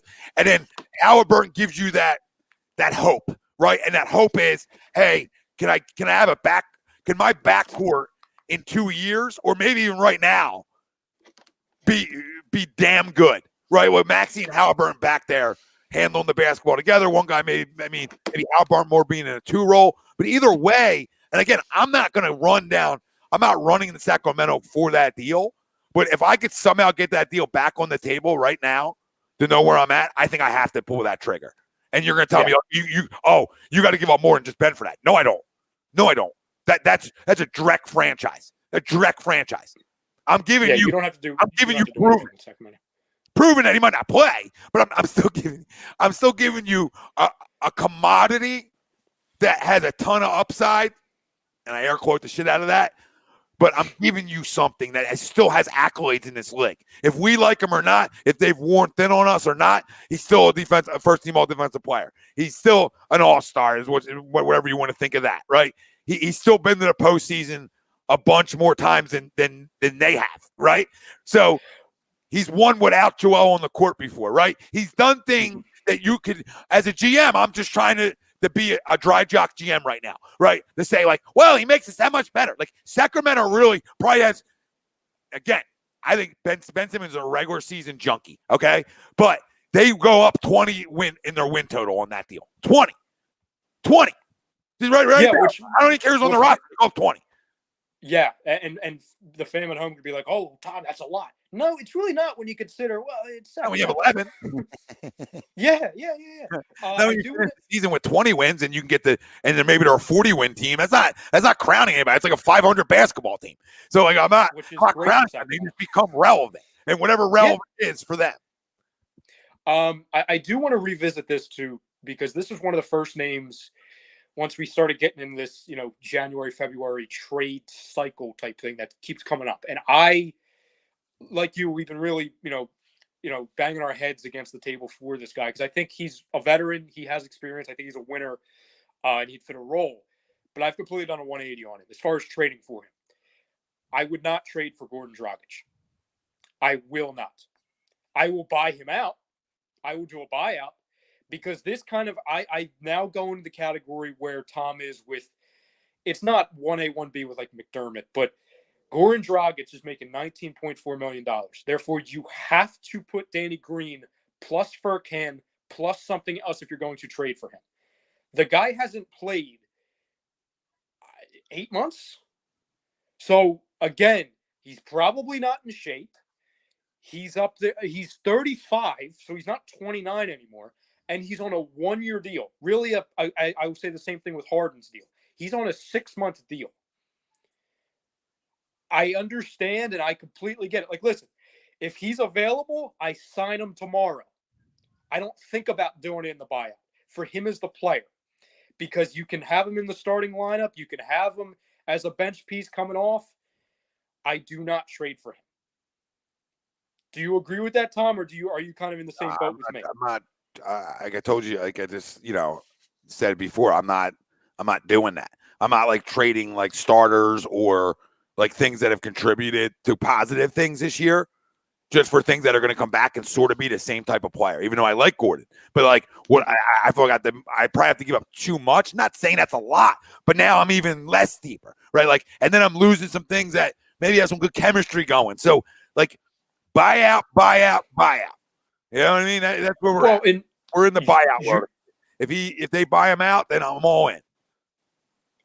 Dragic is not playing for Toronto by choice, right? Yeah, he's away from the team for personal reasons.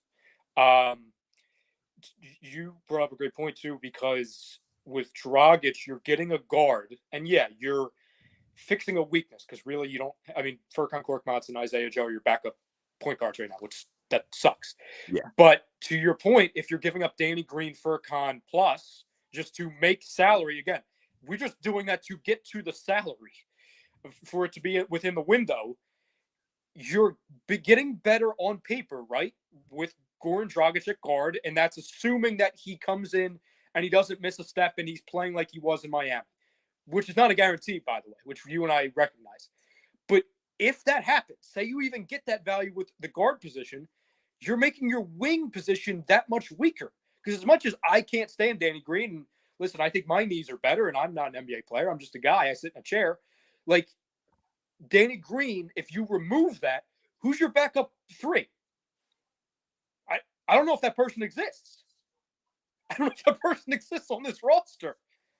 No, then you're in a you're forced to playing Matisse Thybulle 36 minutes. And Robert brings up another one here.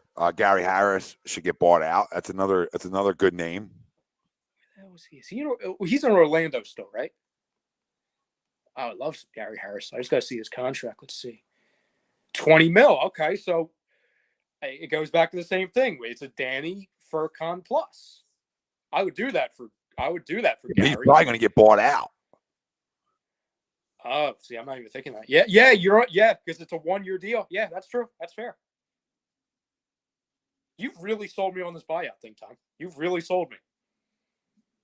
I mean, look what the Nets were able to do in the buyout. And I know it didn't get them over the hump because they ended up getting guys hurt that were important, right? But, like, you know, when you talk about Aldridge, when you talk about, Blake, when you talk about some of the things that they were able to do in the buyout game themselves, it just shows you, like, there's going to be guys.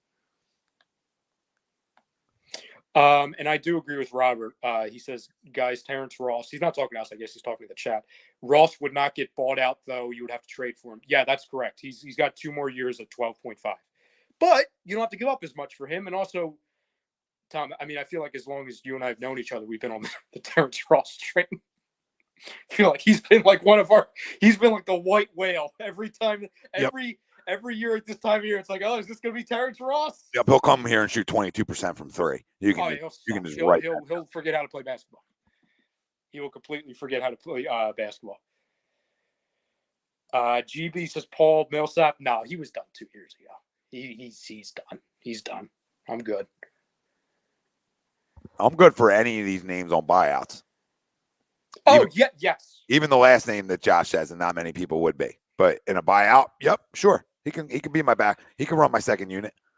Yeah, I would do that because I'm not giving anything up. I mean, I think people would be assholes to say, "Oh yeah, I'm not going to bring him in to run my second unit." He's not coming in to start over Maxey, no.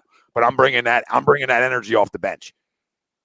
You know what I mean? I'm bringing that energy right off my bench because like he's going to score when he's by himself. He just will.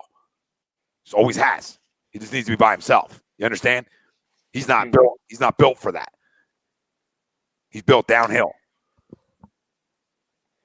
David, the John Collins thing, I forgot to bring him up when somebody asked Tom and I, like, the big names getting dealt at the deadline around the NBA. I forgot. The John Collins thing's kind of just sitting there. Now, Tom and I talked about this a couple Wednesdays ago. I don't know if I love the fit with Tobias and Collins, but to Tom's point, I can live with it. It's not my first option, but I would prefer that over like a Sabonis, for example, because the Sabonis acquisition, when you still have Tobias, it affects both Tobias and my big man, which I'm not trying to do. But the Collins thing is interesting. I still think Collins is a viable option for a Mavericks. There's a lot of teams. Clippers, maybe. Right here. Oh, yeah. Right here. I'll take them. Because, listen, I mean, a lot of basketball left, but they're 25 and 28. They're 8.5 games out of first. They're in that 10th spot, right? Mm-hmm. So that last play-in game. Right? I mean, I get it. They're 7-3 in the last 10. I understand it, but they're in no man's land in a way. Like, what's his contract? Because I feel like they're paying him. Let me see. He just inked a 5-year deal. He's making $23 million this year.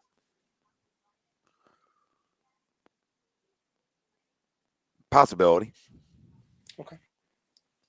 I could see them wanting to do that deal. They don't get they get younger in a way, so they get like similar ages per se. Get more toughness. That's for damn sure. Like I was talking about the Hawks, right? Like why would the Hawks do it? Oh, sorry. No, it's okay. I mean, it's similar. We get tougher too. I'm thinking selfishly. I'm thinking like, oh, what are we getting out of it? You're being the good GM. You're like, oh, what's both sides getting out of it? All I'm thinking about is like, oh, what do the Sixers get?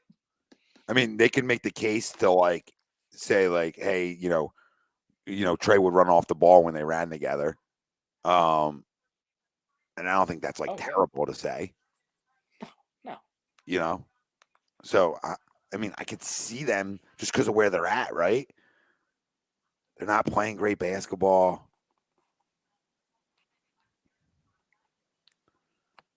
And again, you know what the issue with the Hawks?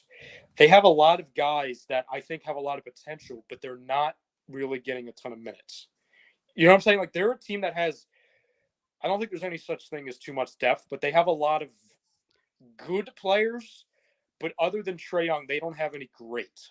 Like, you know what I'm saying? Like Capella, good. Bogdanovich, good. I like Kevin Huerter. I think he's got a lot of potential. But again, you're not going to see his full potential on a team like that because you've got a million other mouths to feed. Gallinari, solid. Collins, very good. So they've got a lot of good to just like solid role players, but other than Young, you don't really have that second force. So with Simmons, as much as he doesn't give you instant offense, he gives you something you don't have if you're Atlanta, which is a little bit more size, obviously defense, perimeter defending, etc., and somebody who can maybe put Trae Young in even a better of a situation, which you can't really find too much. No, and they get a little bit more. I mean, call him Ben a star, but they get a little bit more star heavy. Oh yeah, no. Listen, he's a retired basketball player for us, but if the guy ever does play again, he does have credentials. At least in the regular season. Yeah, I don't like his credentials, but no, somebody might. Yeah. I mean, we get Collins. We definitely don't lose the rebounding war nightly. You can send that packing because now we're going to out rebound the whole country with Joel and him. So that goes away. Now you're longer because now Tobias is playing the 3, so you have a little bit more length. John brought up a great question, and this goes to you too, Tom. Like you have, you said that if not, you would revisit the Kings deal because again, you wouldn't have done the Kings deal at all because it had Tobias. But the Pistons thing, if you were Darryl, would you revisit that today? For Jeremy Grant and Mr. Bay? Yes, sir. And a pick. I personally would not.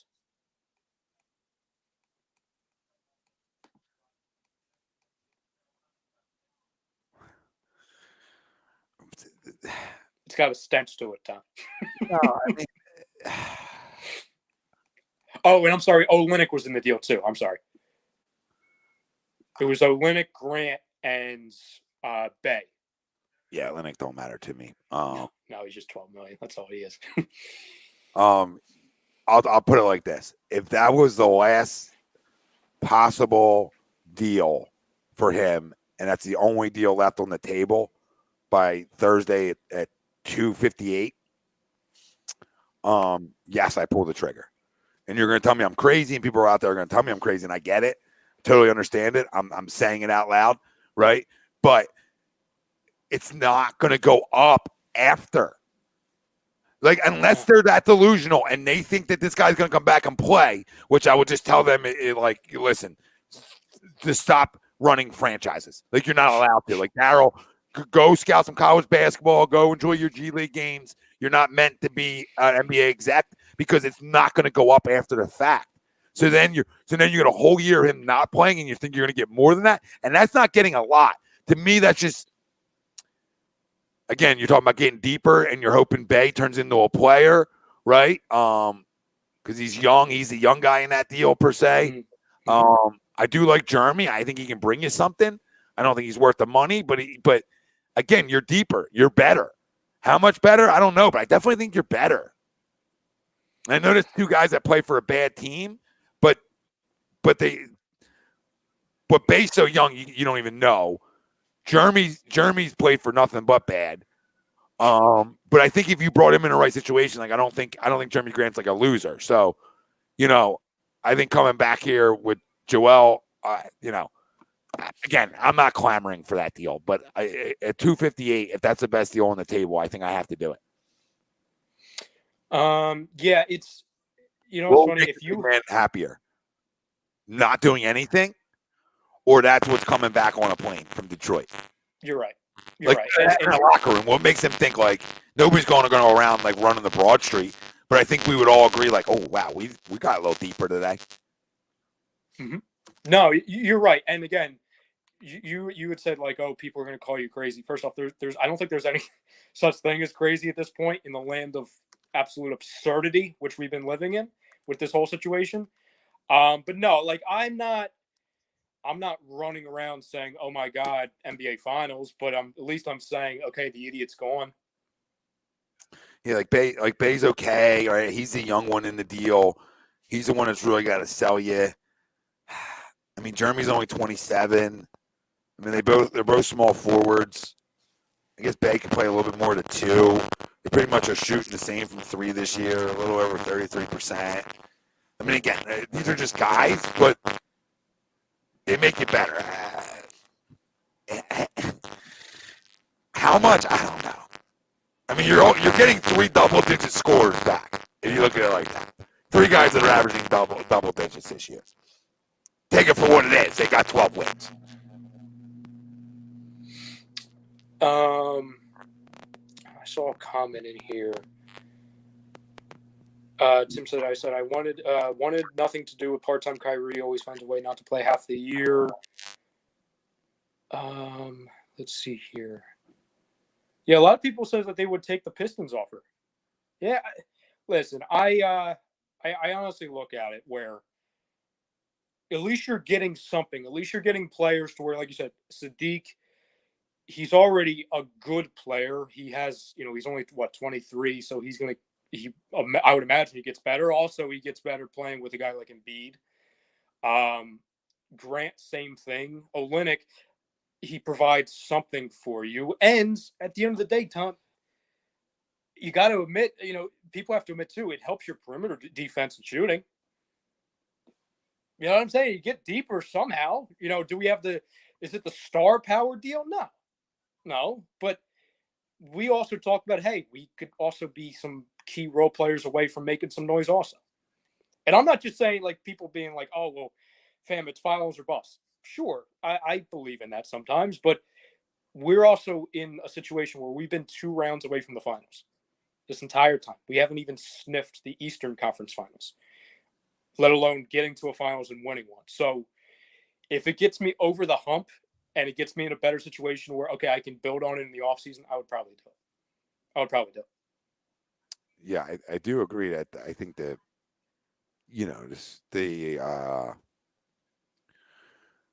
the Kings deal's better,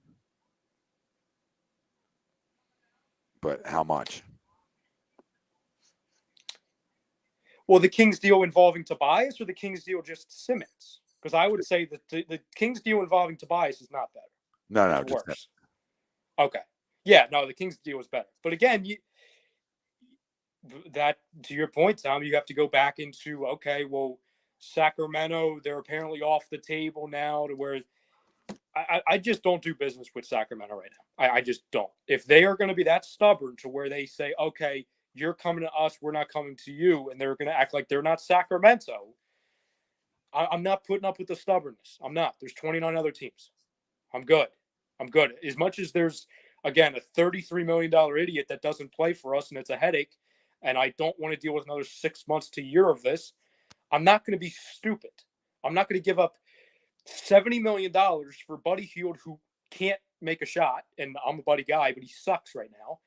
Harrison Barnes, who's good, and Tyrese Halliburton, who I like a lot. I like his potential, but that's not a guarantee.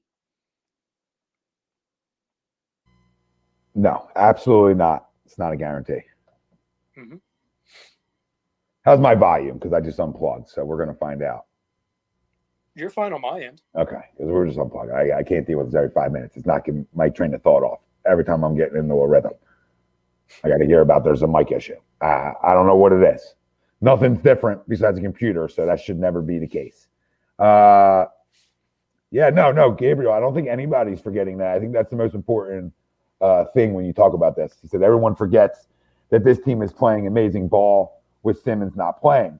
We trade him straight up for any all-star in the team, instantly comes out of the East, adding without subtracting. Yeah, I wouldn't say instantly comes out the East, but it's definitely a favorite. Yep, true. Emmanuel says, a Ben and shake for Rose, Burks, quickly Toppin. No. I don't think, Tom, you do that deal either. I got to find it. Rose, Burks, quickly top. No, I'm good. No. Rose will get hurt off the. I mean, Rose is hurt now, so he'll get even more injured getting off the plane. Toppin, I'm good. Burks, I like him. I would trade for him alone, but he's not going to move the needle for me that much. And quickly, I'm good. I'm good. Yeah, I don't think I move. I don't think I do that one. If I'm doing any deal with New York, if I'm going to business at all with them, RJ Barrett must be in the deal. And I know that's never happening, so that's why I'm not doing business with the Knicks. Gabriel, what do y'all think if we get Brunson and Porzingis?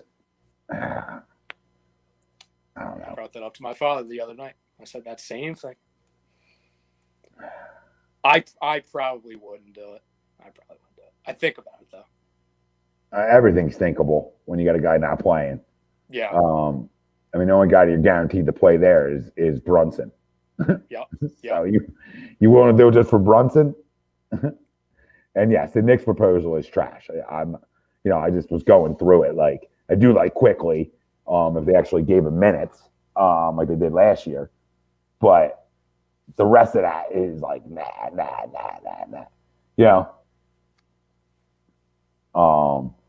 And Rob, I don't think if people are obsessed with adding a bunch of role players with 10-win teams, I think we're trying to figure out how we can get rid of this guy and get the best value back, because it's not going to be the players you or us want it to be, right? That's what I've come to the conclusion with here is it's not going to be. I'm not going to get.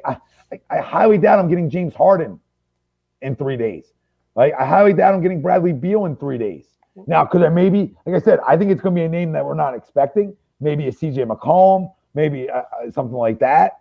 But I just don't see how you're getting that for a guy from everything that transpired of him not playing, people calling him out, teammates calling. Like, there's a lot, man. There's a lot. Like, you got to remember that other teams realize this. So because we waited too long and didn't do it over the summer, we are where we're at right now. And now you're just trying to figure out, how can I get the most back without allowing this to go any longer than it has? And Brinks, I'm sorry, but you have to remember too, Brinks, the people that are coming up in these conversations are on 10-win teams, because if you're a good team, you're not trading. You're not selling, you're buying. You know what I'm saying? So it's natural that we're going to talk about the Kings and the Pistons and, the Rockets, the Spurs, the Pelicans, the Pacers, the Magic, because those are the teams that are going to go into business. A team on, like the Cavs. Like, I keep saying this too, Tom, and I know you probably see the same thing. Like, the Cavs are in on Simmons. Well, the Cavs aren't going to give me anything. Like, yeah, okay, if you're calling about Ben Simmons, I'm asking for Evan Mobley or Darius Garland, but I'm not stupid enough to think that they're willing to give up one of those two players. So, automatically, I'm like, okay, well, we're not in business with the Cavs then. So these teams that are the bottom of the barrel teams, they're the type of teams that you're going to go into business with because they have nothing to lose. They're clearing space, they're trading assets for picks, and they're ready to restart.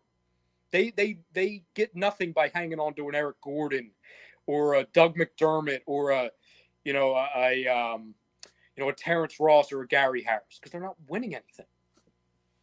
No, I agree. They're not winning anything. So, but again, I agree with Brinks. I mean, your best value was during the summer, and I thought Daryl Morey thought he could make it work and make everybody happy, and this wasn't going to become an issue, and they were definitely mistaken. Yeah, 100%. And I get it that at that point they felt like that they should get a star back, but I mean it's just not realistic now. So like talk about a top 10, top 15 player. So now you have to do your homework and you have to try to you have to hope that somebody's willing to take them, and they're willing to take them and give you back something that can make you better. So I want to ask you, Tom, because I the more we've talked about this during the show in the last couple of days, I really do agree with this. As much as, listen, Harden's a fun name and Beal and all that stuff, I really do, at the end of the day, when I just put all emotions aside, I believe that if there's going to be something that happens, it's probably going to be something out of nowhere, like you talked about. Like, we were trying to recall the move that happened, a few years ago when Darryl was in Houston and he acquired Russ from Oklahoma City. That came out of nowhere. That was not talked about. So my question to you, Tom, and the fam at home is, give me a team out there or a player, you can do either one of them, that you're going to stamp in stone that this is the sneaky player that you could see, even if it's a 10% chance happening, being traded in a deal for Simmons. That's just kind of hanging in the weeds. CJ McCollum. Okay. I will go with, and maybe this is wishful thinking, I'm just going to pray to God there's a chance that Brandon Ingram is a possibility. Because I think that organization is stuck. Brandon Ingram is at an all-time high as far as value. I understand people saying, oh, Zion and Ben, it doesn't do a lot for you. Well, what the hell is Ingram and Zion right now? What is anybody in Zion? If I'm them, I'm trying to think of how can I make myself better now and for the future. And and I don't need to go into what Brandon Ingram does for the Sixers. Yeah. I mean, I think Brandon Ingram would be a great one. I think CJ McCollum would be a great one. I think either or of them, I feel really good. Right? I mean, I think that's the easiest way of saying it. They're both scorers. Different games, but I think both fit so well with a guy like Joel Embiid. Yeah. I see in the chat a couple people keep saying Pascal Siakam. It doesn't do much for me, Tom, because I view Siakam kind of like I do with Harris. Like, he's a third piece on a championship team. Yeah, but I mean, you can make the case that that's the same thing for those other two guys we just brought up. Like Ingram, I would Ingram agree and with McCollum. McCollum. I would not agree with Ingram. How can you not, though? I mean, we don't know that. No, it's projection. You're right with that. You know what I mean? To say he's like a legit number two, I mean, I think he can score, absolutely, but I don't think, I would put him and CJ on like the same scoring category in a way. Like if CJ was by himself, when CJ's by himself, he probably puts up better numbers than he plays when he does with Dame, I would think. Yeah. So it's one of those things like, when guys run around you, you're going to score a little bit more. But I would say they're both more second options here, with Tobias being your third option. But I mean, again, I don't think you're gonna be able to get anything better than that. Like, I don't think you're gonna get like a number one option to put with Joel Embiid. You're gonna get twos or threes, right? And then he's got to hope the twos or threes are good enough. That's all it comes down to. Like, I like CJ a little more because, I mean, he's banged up a lot too, but I do feel like he plays more than Brandon Ingram does. But Ingram's better. Like, Ingram's a better scorer, a pure scorer. So there's I don't know. I gotta look and see how much Ingram plays, but I feel like he gets banged up a little bit too. They both do, honestly. Oh yeah, no, neither one is the perfect candidate. Absolutely not. You're right with that. So I mean, either one of them guys, I'm happy with. Like I'm gonna feel good. I lean with, and again, like you said, you're kind of going 1A, 1B, which I don't completely disagree with. I lean towards Ingram more because and again, it's all about projection. We really don't know with any of these players how they would fit with Embiid, where they would fit as far as a role.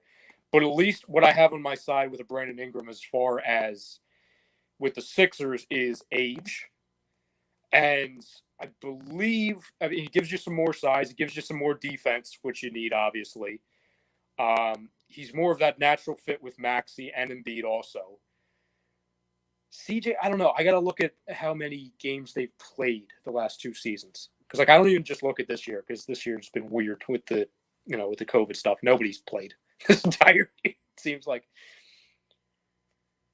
Yeah, I would just, I don't know why he would just say no to the Siakam deal. Like, I don't think Siakam's a bad answer either. At this point, like, these guys aren't bad answers.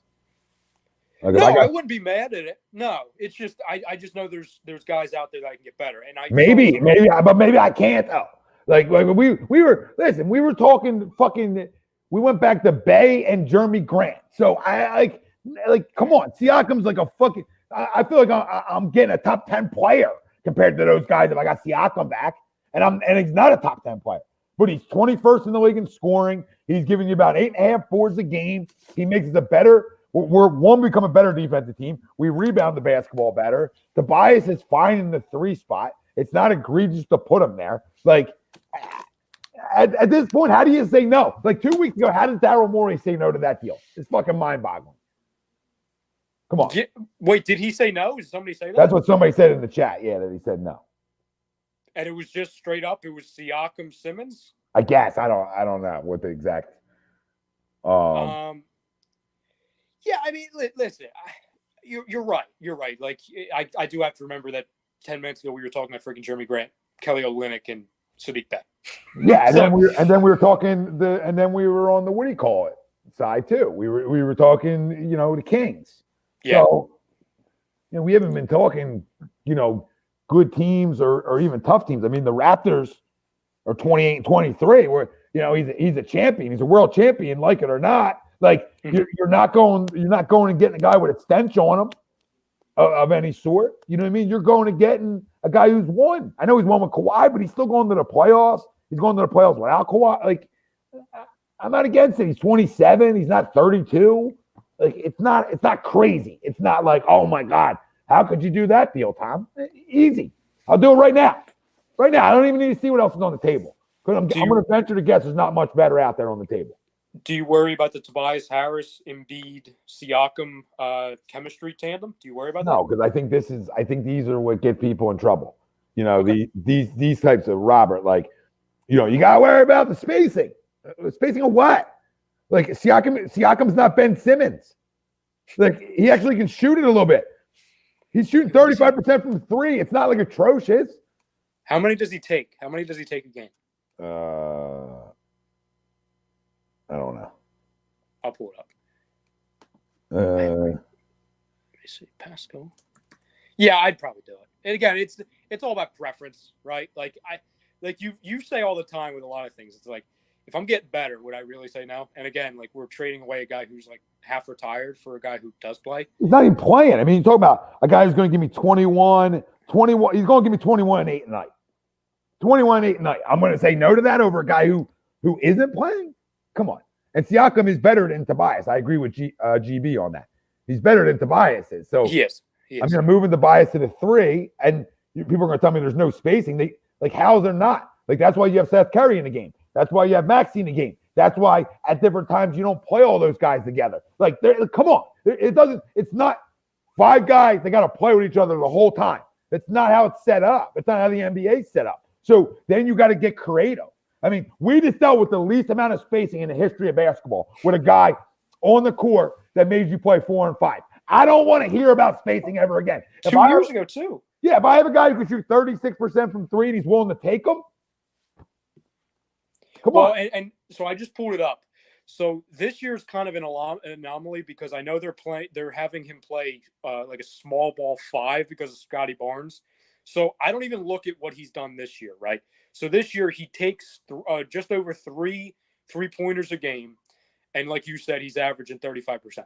I look more at what he did 2 years ago, 2019, 2020, to where, again, he's not going to be playing the small ball 5 anymore.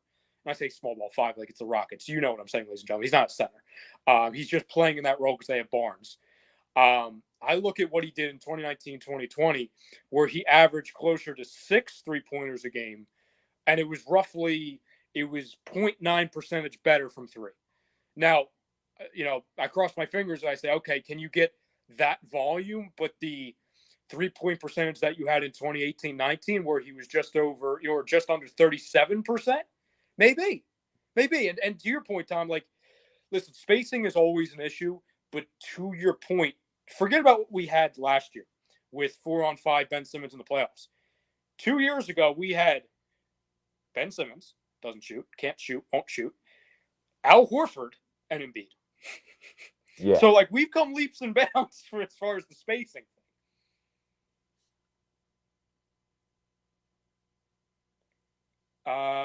Sean saying Siakam and Toby in a first for Ben and Siakam for Toby in a first, Ben for Beal.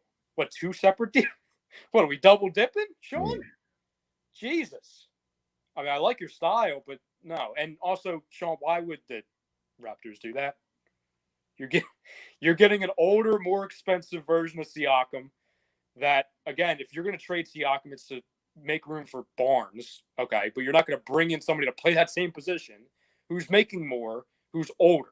So they're not going to do that. Sorry. I like your style with the double dipping, but they're not doing that. Yeah, I don't think so. John says, I think I go back to the Kings because I think Halliburton and Maxey could be an amazing backcourt. Yeah, I think I got to circle back. I got to test the waters, see if the waters warm over there again. I know they said they were out, but that nobody's ever out. No, you're not out when you're 5th worst in the NBA. You're not out. The only thing you're out of is the playoffs. Tim, I think people would forget. Will his teammates forget? That's a different question. What do you think of Embiid's comments today? Get anything out of that? Because a lot of it, he was being professional. Like, oh, I'm not going to comment on that, which I commend him for, by the way. But there was something he said when the Simmons stuff, to where, like, I do think it's unprofessional. I do think he took way too much value out of what was said. I give him credit for at least going there. Oh, I mean, again, I didn't listen to what Joel said today because I know how Joel feels. So I don't got to hear nothing. When you post the ultimate troll, when you post a picture of ultra soft, not just the regular soft, it was ultra soft. Charmin, right? Like, that's a really bad butthole, right? So now you're going ultra soft, all right? Like, for the real softies, okay? And you're posting that to your Twitter. Listen, you don't gotta tell me nothing that I already don't know. But Tom, what I know is you're tired of it. You're tired of the act. You're tired of it. But Tom, he was talking about Cameroon, Tom. He was talking about the soccer team, Tom. He was live tweeting the soccer game. That's what it meant. The amount of people that were telling us that. What is this? What is this, Nancy Nizzle? Because I hear people saying this. Again, I didn't listen to his interview today because I feel like I can speak for him just because I know how he thinks. But Mikey Miss, he said, like, listen, what's your opinions of the James Harden stuff? And he says, I'm not going to comment on that because he currently plays for the Brooklyn Nets and I can't help that. But what I will say is, who wouldn't want to play with a Kevin Durant, a Klay Thompson, a Stephen Curry, a James Harden? Who is a basketball person? Forget the situation. Who would say that they don't want to play with that person? That was his point. And Nasty, I don't know if I think you're also kind of connecting what he said in the introductory press conference to the season when he was saying, like, if somebody said, like, oh, trade Joel. And like he said, like, I would trade myself for Stephen Clay. Okay. You know what I'm saying? So, like, I didn't take that as, like, groundbreaking. It's like, dude, like, it's Stephen Clay. Like, It's the greatest. of It's course I want to play with these guys. They're Hall of Famers. Yeah, arguably the greatest backcourt in the last 2 decades. So, PMAX says, hearing so many goddamn credible sources with completely different opinions regarding Harden, I need the truth. PMAC, I think I'm going to tell you the truth. I don't think this deal gets done for him. I just think it's too. I heard his name too many times now, and when I start to feel like I hear, this is how we started the show, so that we're going to end it too. When I feel like when I hear players' names too much tied to a team, they're not tied at all. Trying too much. Yeah, or there was like one conversation, and then it's blown up from there. And remember, these players have agents. These agents are tied to a lot of these different blue check marks that we get our sources from. So I think you just need to be careful with it. But you also have to understand, as a good poker player, coming up into the deadline, I got to connect so many guys to Ben Simmons right now as I can as an organization to not get 50 cents on the dollar. Because I'll say it again. Once Shaq said what he said, that lowered his value another 25%. Boom, night. Nobody watches. Most global NBA TV show there is Inside the NBA with Shaq, Chucks, Kenny, and Ernie. There's not a better one besides here at A2D. Okay, there's not a better basketball show out there. So that being said, everybody heard that, right? Your teammate is posting a picture of Sharman that can be taken in many different ways, but we know. All right. And when he talks about when your big man and your best player sort of hints towards him not liking what's happening either, man, I don't know. I don't know how he's still here, but I also know that that this is a way of upping his value, right? Because remember who Rich Paul is. Rich Paul wants him moved. Ben Simmons wants to be moved. So there's going to be blue check marks in pockets trying to say, well, how do we get moved? Well, how do we get moved is we up his value because people think more teams are involved. You know how you get the Kings back to the table? You call them and say, hey, we got a deal straight up, Ben, for Harden and this. Yeah, because then other teams will get nervous. You got anything else? They start getting a bidding war with themselves. Yeah, you got one last offer for me before I go and do this? Yeah, because, again, this goes with anything, any sport, anything. You're going to go after something that is attractive to not only you, but to other people. Because then you see that, you hear there's 9 teams that came out 2 days ago, the report. Oh, there's 9 teams in on Simmons? Oh, well, they might see something I don't. Let me revisit this. You're going to go out after that instead of, there's nobody. What do I want that for? Nobody wants that. I'm good. So you're going to hear, they're talking about Harden. Oh, my God. The Brooklyn Nets, who they have a big 3. They're the favorites in Vegas. They're willing to give up James Harden for Simmons? Oh, my God. Maybe Simmons is worth it. Oh, let me look at it. We're not even a Brooklyn Nets. We're Sacramento. So, I'm not in the business to give people advice as who the hell am I, but like the Brian Windhorsts, the Ramona Shelburns, the Shams Charanias, there's going to be a lot of stuff in the next 72 hours that comes out. Just be careful before we sound the alarms. Just be careful because there's going to be a lot of stuff. Yeah, listen, I even think that Damian Lillard's still on the table too. Well, that's what I was going to say. It's like a perfect ender. It's like as much as everybody's going to have, their microphone, their microscope on the Brooklyn Nets situation. Not saying to forget about it because, listen, that's the hot topic, and when there's smoke, there's fire sometimes. But while everyone's putting their energy towards that, keep the Wizards in mind. Keep the Pistons, right? Keep the Hawks. The Timberwolves, which, Tom, you and I, for how many shows we've been doing, we both said the Timberwolves were just laying in the weeds. The Kings, the Blazers, maybe the Pelicans, maybe the Spurs. There's other teams out there. And it's not me or Tom looking at a report, from Liberty, whatever, or it was the NBA Wire or something, saying, "Oh, well, the Sixers are one of 9 teams in discussions." Well, it's not. I don't even take any value in that. I just look at, okay, what do teams have to offer? Where does Simmons match up? Yep, I don't think any value in any of it. I take value in knowing the Sixers want to move him.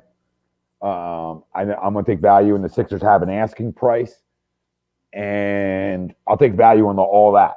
But listen, if he's moved, it's not going to be for the guy that we've talked about for 2 or 3 weeks at a time. So all these names that we sort of talked about, the big ones like Beal and Harden, it's probably not going to be for him. I'm just going to be interested to see if this guy's even traded, because this is going to be a fun second half of the season if he's not, because then all the talks are going to shift to, well, is he going to come back and play? Oh, and there'll be if he's here, there'll be rumors within the next 2 months gearing up to play, spotted at Wells Fargo. That'll be there. They got the curtains up, but they're no-name reporter that I'd never heard of before. Oh, he's in the Wells Fargo. Well, who the hell are you? Who are you? Who are you? I mean, who am I? But who are you? You know what I'm saying? Like, all these people coming. Like, how did you get the Wells Fargo? Like, how do you know? If he's not traded, I think he plays. Well, and again, this is just me doing I'll do a deal with the devil. He's dead to me, but I'm rooting for it too, Tom, because I'm trying to win. I hate the SOB, but I'm rooting for him. I'm rooting for him to come back because I need him. I need him somehow. And it's not that I need him. I need that $33 million of player, whatever that is, to work on a roster. Yeah. It's a $33 million empty space. It's not, Simmons is great, he's going to shoot. No, it's $33 million that is nothing.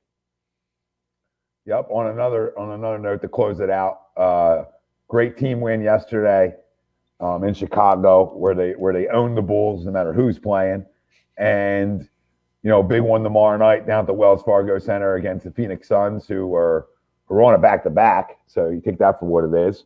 Would be a great one to be able to go beat a team like that too, of that stature, and beat 2 really good basketball teams in back-to-back games. I think would be really good for this basketball team moving forward. And the more they win, and the way Joel keeps going, expect buyout guys to want to come here and want to try to attach themselves to the greatness of Joel Embiid trying to win. Because I think this basketball team's close, and I think with the right move, makes us the best team in the Eastern Conference. So we'll see if he's traded. 3 days left. Family, buckle in, hold on, and hopefully we get back something we want.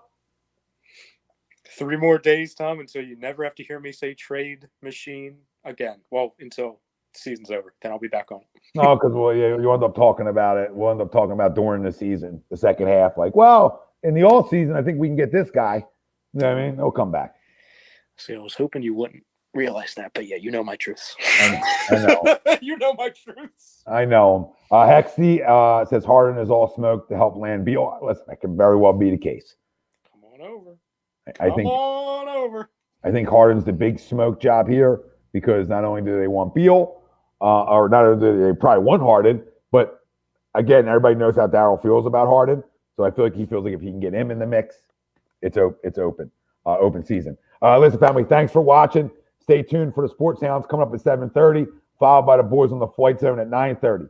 We are brought to you every Monday by FanUp, and FanUp is the best way to enjoy fantasy sports, daily NBA and NFL contests, and more. Win great prizes. Sign up today. Use promo code A2D for 5,000 bonus points. That's a $50 value. You can find FanUp right in the Apple Store. Make sure you're using our promo code. That's Ryan Brodo. I'm Tom Arnone. Apologize for the microphone issues. StreamYard, kiss my ass. We're out of here.